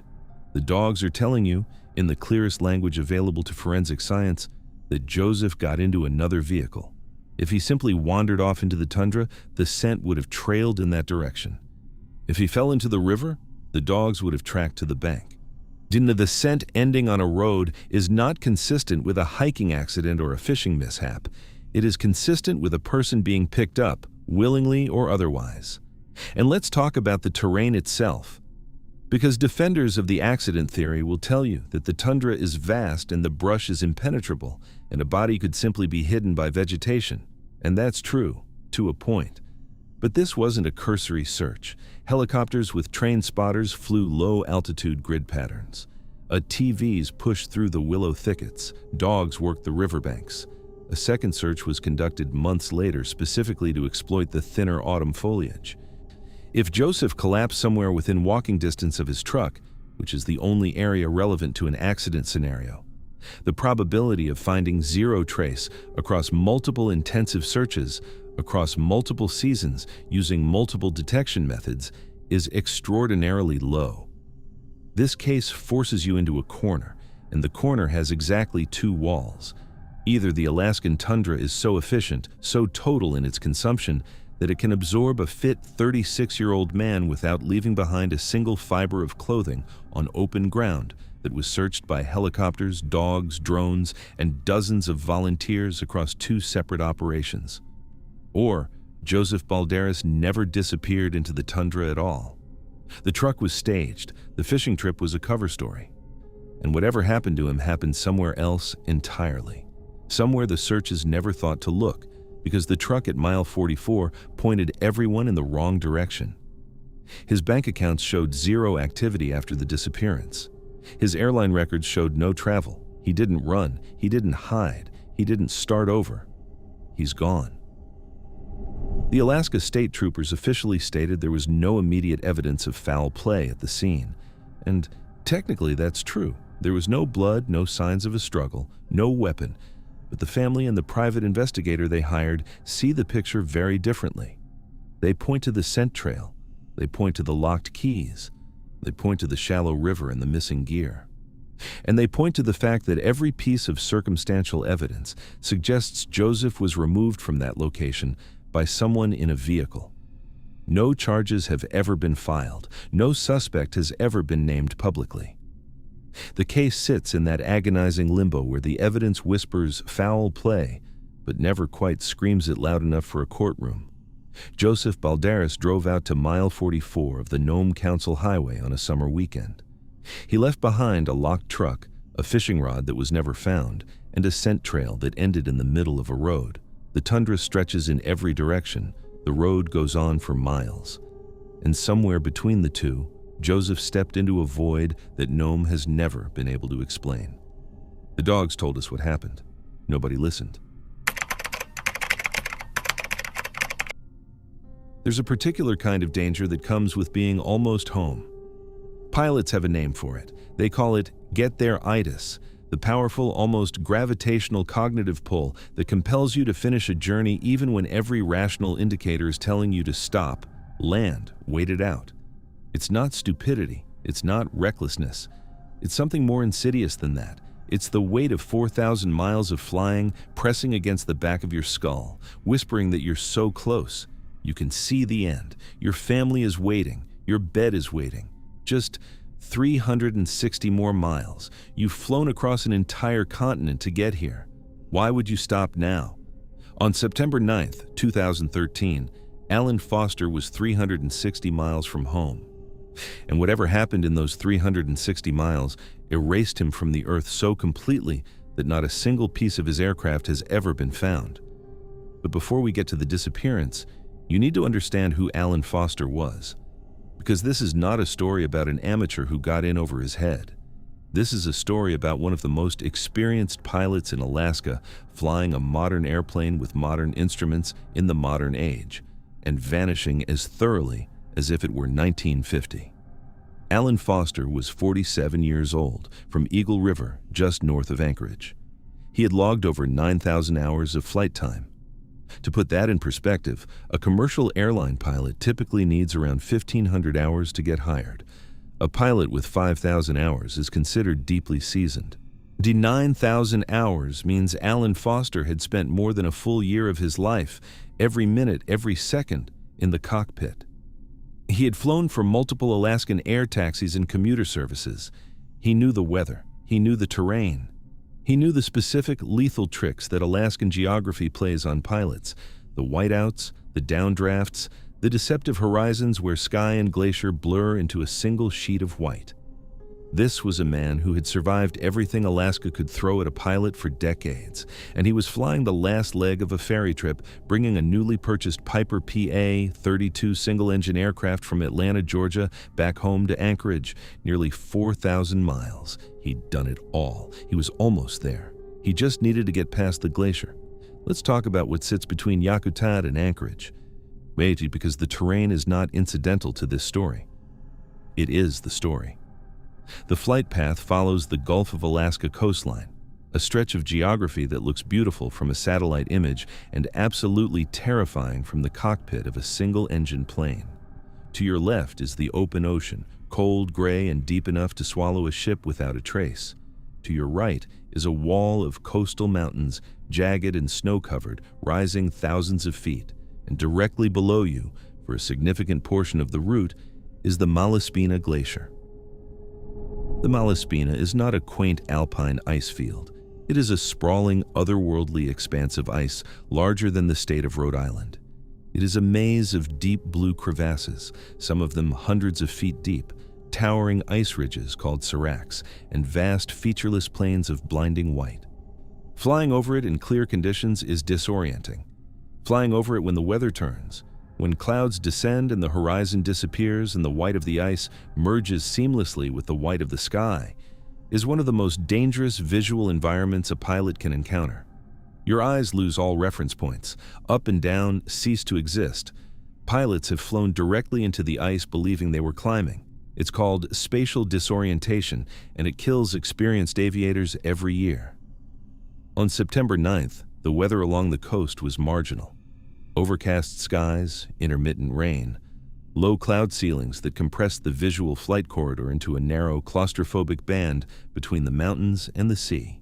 Not the worst conditions Alan had ever flown in, not by a long stretch, but conditions that demanded constant vigilance, constant instrument scanning, and zero complacency. Alan landed in Yakutat, a remote coastal village, to refuel. Before taking off again, he did something that shows he was thinking clearly. He called the Juneau Flight Service for an updated weather briefing. He noted that if conditions deteriorated beyond his limits, he would divert to Cordova, about 200 miles to the west. That's the behavior of a cautious, experienced pilot making a rational contingency plan. At approximately 4 p.m., Alan departed Yakutat in his Piper PA-32, tail number N3705W, bound for Merrill Field in Anchorage. 18 minutes later, he was gone. At approximately 4:18 p.m., ground radar detected a transponder target near an altitude of 1,100 feet, positioned between the Gulf of Alaska and the edge of the Malaspina Glacier. The target appeared on the screen, and then it didn't. No gradual descent, no course deviation, no distress call, no mayday. The blip was there, and then it was erased, as if someone had reached over and flicked it off the screen with a finger. What followed was one of the largest aerial search operations in recent U.S. history. The Air National Guard, the Coast Guard, and the Civil Air Patrol launched over 1,000 sorties, accumulating 3,600 flight hours, scanning a search grid that eventually expanded to 325,755 square miles. Military C-130 transport planes flew patterns at high altitude. Helicopters swept the coastline at low altitude. It was 2013. They had advanced radar data, satellite imagery, GPS coordinates from the last known transponder hit. They knew approximately where to look, and they found nothing. Not a wing panel, not an oil slick, not a seat cushion floating in the Gulf, not a scar on the glacier. 15 days of sustained, technologically sophisticated searching across a defined area, and the Earth gave back zero. The search was suspended on September 24th. Alan Foster and N3705W had ceased to exist. Now, this is where the modern technology angle makes no sense, because the whole reason we build safety systems into aircraft is to prevent exactly this kind of total, silent disappearance. And in Alan Foster's case, every single one of those systems failed, or was never there to begin with. Let's start with the emergency locator transmitter. An ELT is a device that is required equipment on aircraft operating in Alaska. It is designed to do one thing: survive a crash and automatically emit a continuous distress signal on an emergency frequency so that rescuers can home in on the wreckage. It activates on impact. It doesn't require a conscious pilot. It doesn't require a functioning cockpit. It is the last resort breadcrumb, the thing that says, "We are here," even when everyone on board is dead. Alan Foster's Piper PA-32 did not have a registered or functioning ELT. Think about that. A newly purchased aircraft being ferried nearly 4,000 miles across the continent over some of the most remote and hostile terrain in North America, and it had no emergency beacon. The single most important piece of survival equipment for an Alaskan aircraft, and it wasn't there. Without an ELT, the search area expanded by hundreds of square miles. Rescue coordinators had nothing to home in on, just a last radar ping and a vast, empty coastline. But here's the thing. Even without the ELT, a pilot with 9,000 hours has options when things go wrong. If the engine failed, he could have glided. A Piper PA-32 at 1,100 feet has a glide ratio that gives the pilot roughly a minute of controlled descent, enough time to aim for a beach, a flat stretch of glacier, or at minimum, grab the radio and transmit a mayday with his position. If he hit severe turbulence, he had the instrument training and the reflexes to fight through it. 9,000 hours means your hands know what to do before your brain finishes processing the problem. So whatever happened at 4:18 p.m. didn't happen slowly. It didn't give Alan time to react, to radio, to glide, to do any of the things that 9,000 hours had trained into his muscle memory. It was instantaneous. A catastrophic structural failure, a violent downdraft that slammed the aircraft into the surface before the pilot could blink. A sudden entry into whiteout conditions over the glacier that destroyed his spatial orientation and drove the plane nose first into the ice at cruising speed. And then, there's the strangest detail of all. 4 days after the disappearance, on September 13th, military C-130 search crews flying at high altitude detected anomalous electronic signals emanating from somewhere within the search zone. The signals were there. Something was broadcasting. But because the aircraft had no ELT, the crews couldn't identify the signal's format, frequency, or exact origin. They couldn't pinpoint it. They dispatched an H-60 helicopter to investigate a 42-mile radius west of Yakutat. The signal stopped. The source was never found. Sit with that for a second. 4 days after the plane vanished, something in that search zone was sending out electronic signals. If it wasn't an ELT, and the plane didn't have one, then what was it? A handheld aviation radio? A personal locator beacon that Alan had packed in his flight bag? A cell phone desperately searching for a tower that didn't exist? Was Alan Foster alive on that glacier for 4 days, trying to signal for help with whatever device he had, watching search planes fly overhead, unable to make them understand where he was? We don't know. We will probably never know. Because the signal ceased, the search found nothing, and the glacier, if that's where he went down, is a living, a moving thing. It shifts. It cracks, it opens crevasses and closes them. Fresh snow falls and buries the surface. A plane that crashes onto the Malaspina can be swallowed whole within hours, pushed deep into the ice, ground into fragments over years, and deposited as anonymous debris at the glacier's terminus decades from now. We live in an age where we track our steps with wristwatches and photograph our lunch with satellites. We carry GPS in our pockets. We assume, on a deep, almost subconscious level, that getting truly, permanently lost is a relic of a different era. That the technology we've built has finally caught up with the wilderness. Alan Foster's case proves that assumption is an illusion. In 1950, a massive military transport plane vanished over the Yukon and was never found. We told ourselves it was a product of the era. Primitive navigation, no tracking technology, no satellites. 63 years later, a modern aircraft with a transponder, flown by one of the most experienced pilots in the state, vanished over the same kind of terrain with the same totality. 1,000 sorties, 3,600 flight hours, 325,000 square miles searched, the same result. Nothing. The scale of Alaska doesn't care about your technology. The glaciers don't care about your flight hours. The coastline doesn't care that there are satellites overhead. When the wilderness decides to take something, it takes it completely, and it doesn't give it back. Alan Foster was a master of the Alaskan sky. 9,000 hours, decades of experience, a rational, a cautious pilot who called ahead for weather briefings and planned diversion routes. He was 360 miles from his family, flying a modern machine over a landscape he had navigated hundreds of times before. And somewhere between Yakutat and Anchorage, the wilderness had the final word. If you've ever driven the Seward Highway south out of Anchorage, you know the feeling. The road hugs the edge of Turnagain Arm, that narrow, silvery inlet flanked by mountains on both sides, and for the first hour, you're just winding along the coast, watching the tidal flats shimmer. It's postcard Alaska.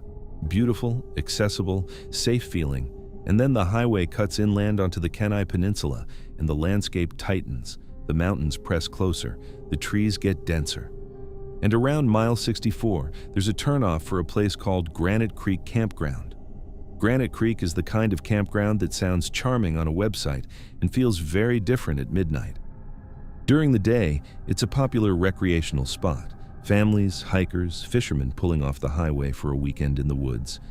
But the campground sits in a canyon, hemmed in by steep walls of dense forest and flanked by its namesake, Granite Creek, a fast-moving, aggressively cold glacial waterway that cuts through the canyon floor with the kind of force that doesn't care whether you're standing in it or not.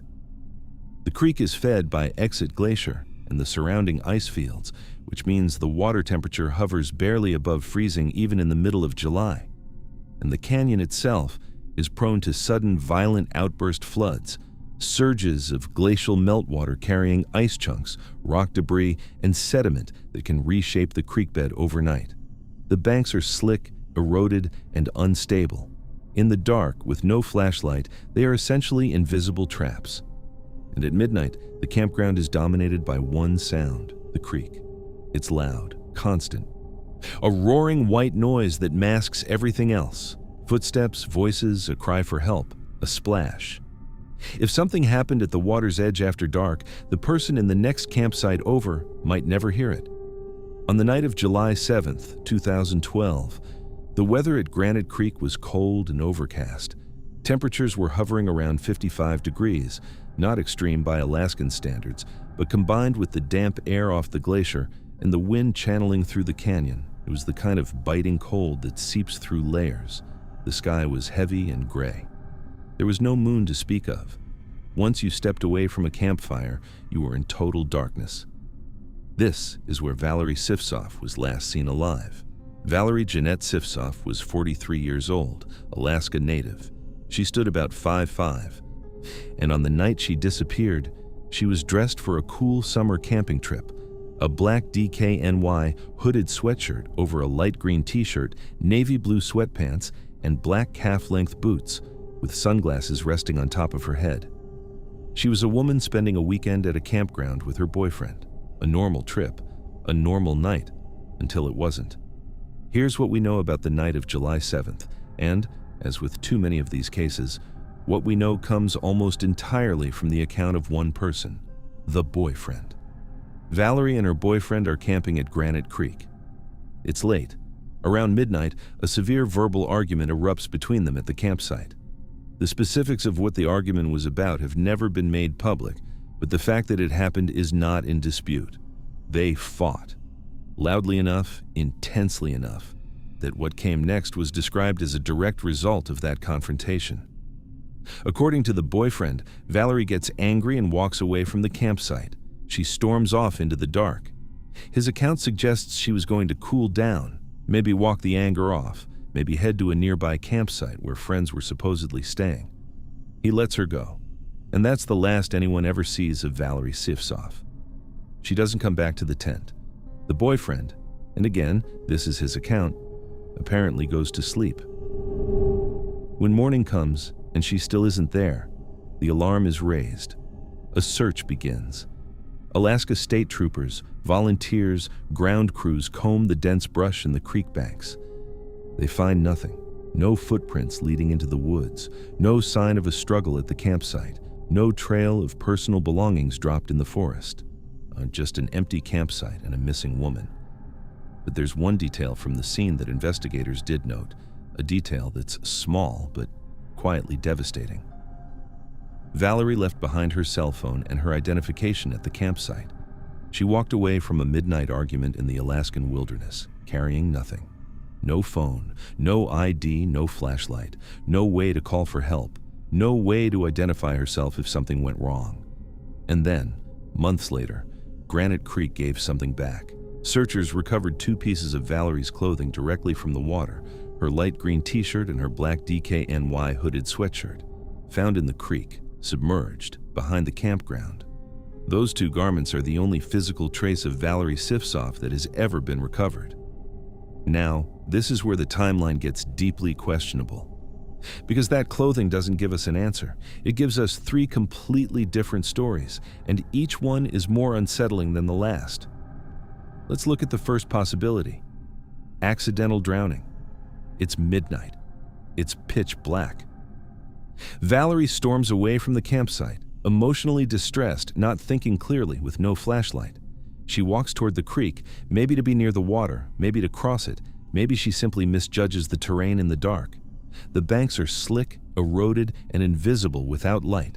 She slips. She falls into the creek. The water is barely above freezing and moving fast. Instantly, her body goes into cold shock. Muscles seize. Breathing becomes ragged. Panic sets in. Her heavy, waterlogged sweatshirt drags her under. In a desperate survival reflex, she claws the sweatshirt and t-shirt off to reduce the weight pulling her down. But the current is too strong. She's swept downstream. It's a plausible scenario. Falling into glacial water in the dark while emotionally compromised is exactly the kind of accident that kills people in Alaska every year. And the clothing in the creek supports it. Removing a heavy waterlogged layer is a textbook survival instinct when you're being pulled under. But here's the problem. If Valerie drowned in Granite Creek, where is her body? The creek was searched, the downstream route was searched, log jams were checked, aquatic recovery teams worked the waterway, and nothing, no remains, no additional clothing, no personal effects, was ever found beyond those two garments. Fast-moving glacial creeks can carry a body, absolutely. But they also deposit things. They snag clothing on branches. They wedge remains into rock formations. Months of searching should have produced something more than a t-shirt and a sweatshirt. The second possibility is hypothermia, specifically a phenomenon called paradoxical undressing. When the human body enters the late stages of severe hypothermia, the blood vessels near the skin dilate in a last confused burst. The victim experiences an overwhelming, irrational sensation of heat. It feels like you're burning alive, and in that delirium, people strip off their clothes. It's well documented. Search teams find hypothermia victims in the woods, partially or fully undressed, their clothing scattered around them. Could Valerie have walked into the dark, become disoriented, succumbed to the 50-degree cold and the glacial air, and in a state of hypothermic confusion, stripped off her layers near the creek? It's possible. The temperature was low enough, and she was emotionally agitated, a state that accelerates heat loss. But hypothermia victims typically collapse where they undress. They don't vanish. If she had experienced paradoxical undressing near the creek bank, her body should have been found in the immediate area. It wasn't. And then there's the third possibility, the one that no one wants to say out loud, but that the circumstances demand we consider. The clothing was placed in the creek. Think about it from a purely forensic perspective. If you needed to construct a narrative, if you needed investigators to believe that a woman walked away from a campsite and fell into the water, what would you do? You'd put her clothing in the creek. You'd create the physical suggestion of a drowning to pull the investigation toward the water and away from the campsite, away from the argument, away from whatever actually happened in the hours after midnight. Now, let's talk about the boyfriend's reaction. Because human behavior in crisis is one of the most reliable investigative tools we have, and the behavior described here does not match any normal crisis response. Your partner, a person you are in a relationship with, a person you presumably care about, storms away from your campsite at midnight into the freezing, pitch-black Alaskan wilderness. She has no flashlight, no phone, no jacket adequate for the temperature. She is walking toward dense, bear-populated forest and a fast-moving glacial creek in total darkness. What do? You go after her. You grab a flashlight and you follow her. You call out her name. You walk to the edge of the campsite at minimum and make sure she's not heading toward the water. You don't just go to sleep. You don't assume that a woman with no phone, no light, and no vehicle will somehow figure out how to get home from a remote canyon campground in the middle of the night, unless you already know she's not coming back. I want to be clear. No charges have ever been filed in this case. No physical evidence of a struggle, blood, or a secondary crime scene was reported at the campsite by initial investigators. The boyfriend has never been publicly named as a suspect, but the timing, a violent midnight argument followed immediately by a permanent disappearance, with the only person present offering a story that relies on extraordinary passivity in the face of obvious danger, is a pattern that true crime investigators encounter with disturbing regularity.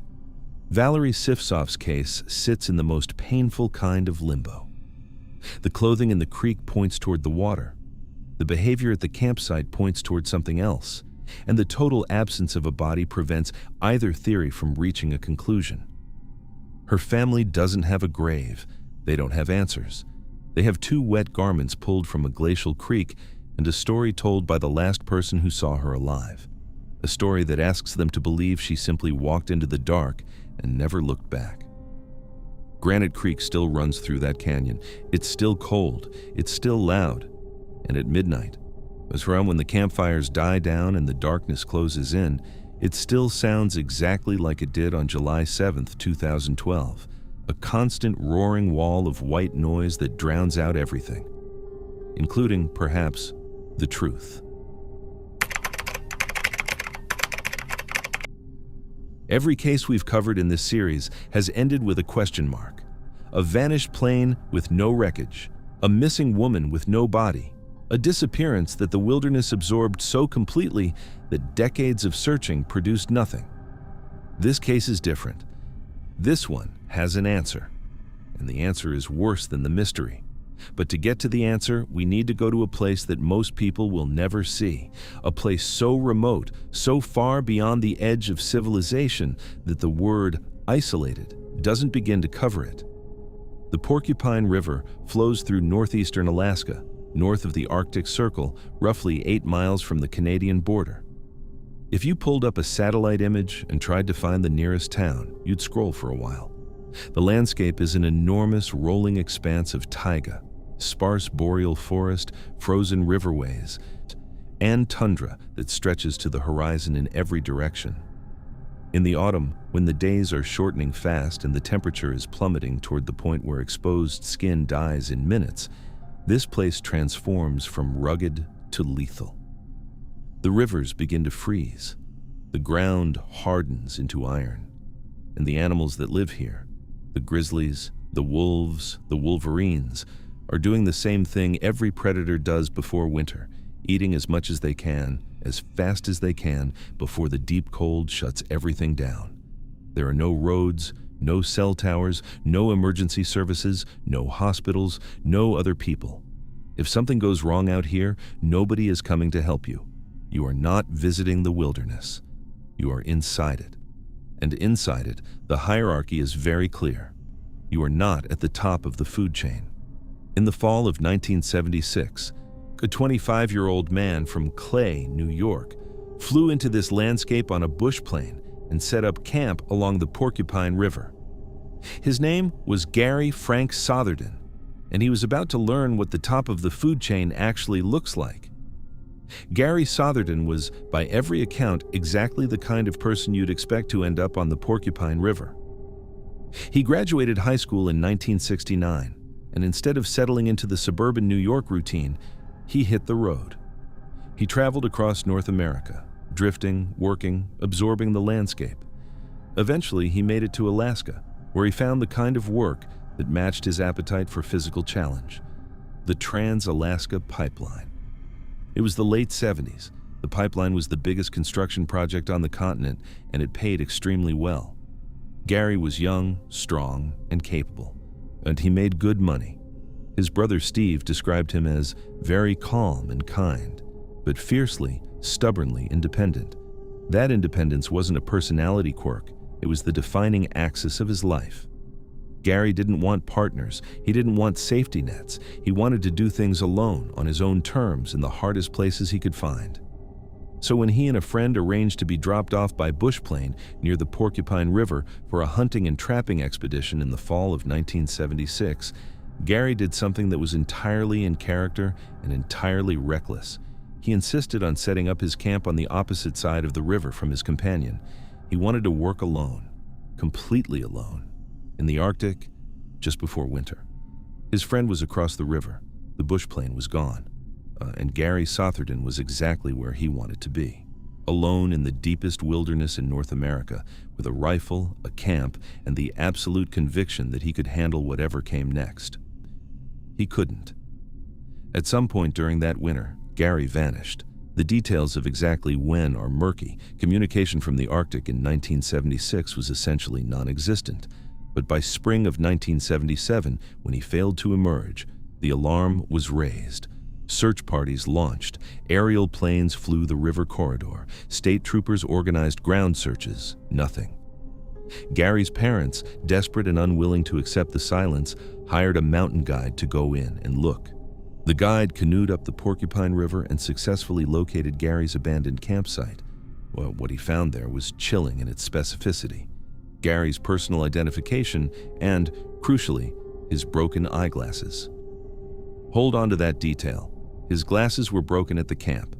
For a man who depended on corrective lenses to see, losing his glasses in the Arctic is not an inconvenience. It is a death sentence. Without clear vision, you cannot hunt. You cannot harvest firewood safely. You cannot navigate back to a pickup point. You cannot spot an 800-pound grizzly bear moving through the brush toward your camp. The glasses turn the entire calculus of survival on its head.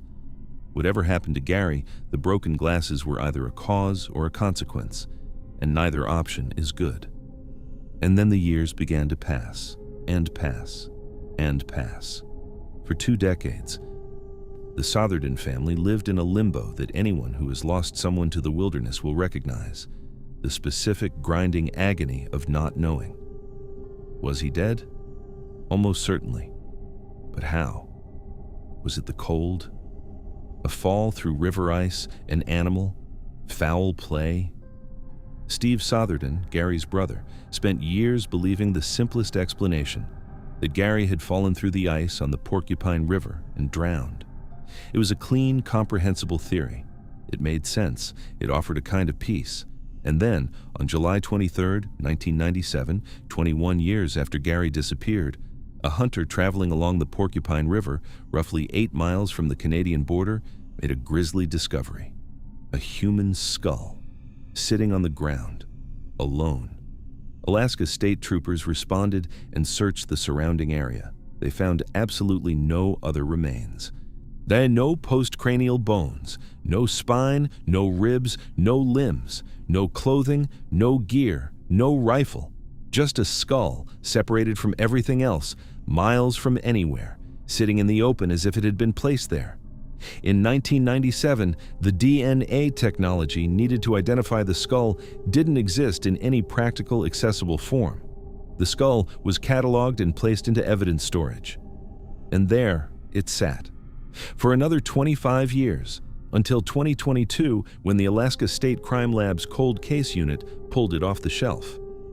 Modern forensic genetic genealogy is, in many ways, the most powerful investigative tool developed in the last 50 years. By extracting a viable DNA profile from the skull and running it through public genealogical databases, investigators were able to build a family tree that pointed directly at the Sotherden family. A DNA sample from Steve Sotherden confirmed it. The skull belonged to Gary. After 46 years, the family finally had their answer to the question of who, but the answer to how was written on the bone itself. A forensic examination by the State Medical Examiner's Office revealed distinct marks on the skull, penetrations that matched the size, shape, and spacing of bear teeth. Gary Sotherden had been a victim of bear predation. Now, for decades, people had wondered how a young man with a high-powered hunting rifle could simply vanish in the wilderness. The Alaska Triangle theorists had their explanations. The foul play speculators had theirs. But the answer was the simplest and the most terrifying one available. A bear killed him. And I need you to understand what that actually means. Because people who haven't spent time in bear country tend to dramatically underestimate what these animals are. An Alaskan grizzly bear can weigh 800 pounds. It can run 35 miles per hour, faster than any human alive. It can move through dense brush in near total silence. Its sense of smell is 7 times more powerful than a bloodhound's. In the fall, when bears are in hyperphagia, the pre-hibernation feeding frenzy, they are aggressive, food-motivated, and operating on a biological imperative that overrides caution. They are not afraid of humans. They are not afraid of rifles. If the wind is wrong, if you don't smell them coming, if your back is turned for 10 seconds, the encounter is over before your brain registers what is happening. A rifle means nothing if you never get the chance to raise it. And the aftermath? The reason Gary's body was never found by the initial searches, the reason only a skull surfaced 21 years later, miles from his camp? That's the ecosystem doing what it does. A bear doesn't eat neatly, it drags, it scatters. Wolves, wolverines, foxes, and ravens move in on what's left. The river carries fragments downstream. The permafrost swallows small objects. The vegetation grows over what remains. Within weeks, maybe less, the site is gone. Not hidden. Gone. The wilderness doesn't preserve evidence, it recycles it. The Alaska State Troopers were careful in their language. They noted that it is not known if the bear was the cause of the death, leaving scientific room for the possibility that Gary died of exposure or another cause first, and the bear scavenged his remains afterward. The broken glasses at camp could support that reading. Maybe he shattered his glasses accidentally, wandered blindly into the freezing landscape, succumbed to hypothermia, and was found by a bear after death. But the complete separation of the skull from all other remains, found miles from camp with no other bones anywhere nearby, suggests something more violent than a body quietly freezing in place. That skull was moved by something with the power to dismember and drag remains across miles of terrain. That is not post-mortem scavenging. That is predation. In early 2023, Gary's cremated remains were finally returned to his family. Steve Sotherden, who had spent nearly half a century wondering what happened to his brother, was able to lay him to rest. The mystery was solved. The question was answered. The family got their closure. But closure doesn't mean comfort, because the answer Gary's family received is not the kind that lets you sleep easier. It's the kind that makes you picture a 25-year-old man, alone, north of the Arctic Circle, with broken glasses and a rifle he never got to fire, facing down the single most powerful land predator in North America in the fading autumn light. Every other case in this series ends with an open question, a void, a mystery the wilderness refuses to surrender. Gary Sotherden's case ends with a fact, and the fact is this: when you step into the deep Alaskan bush, you are not the apex predator. You never were.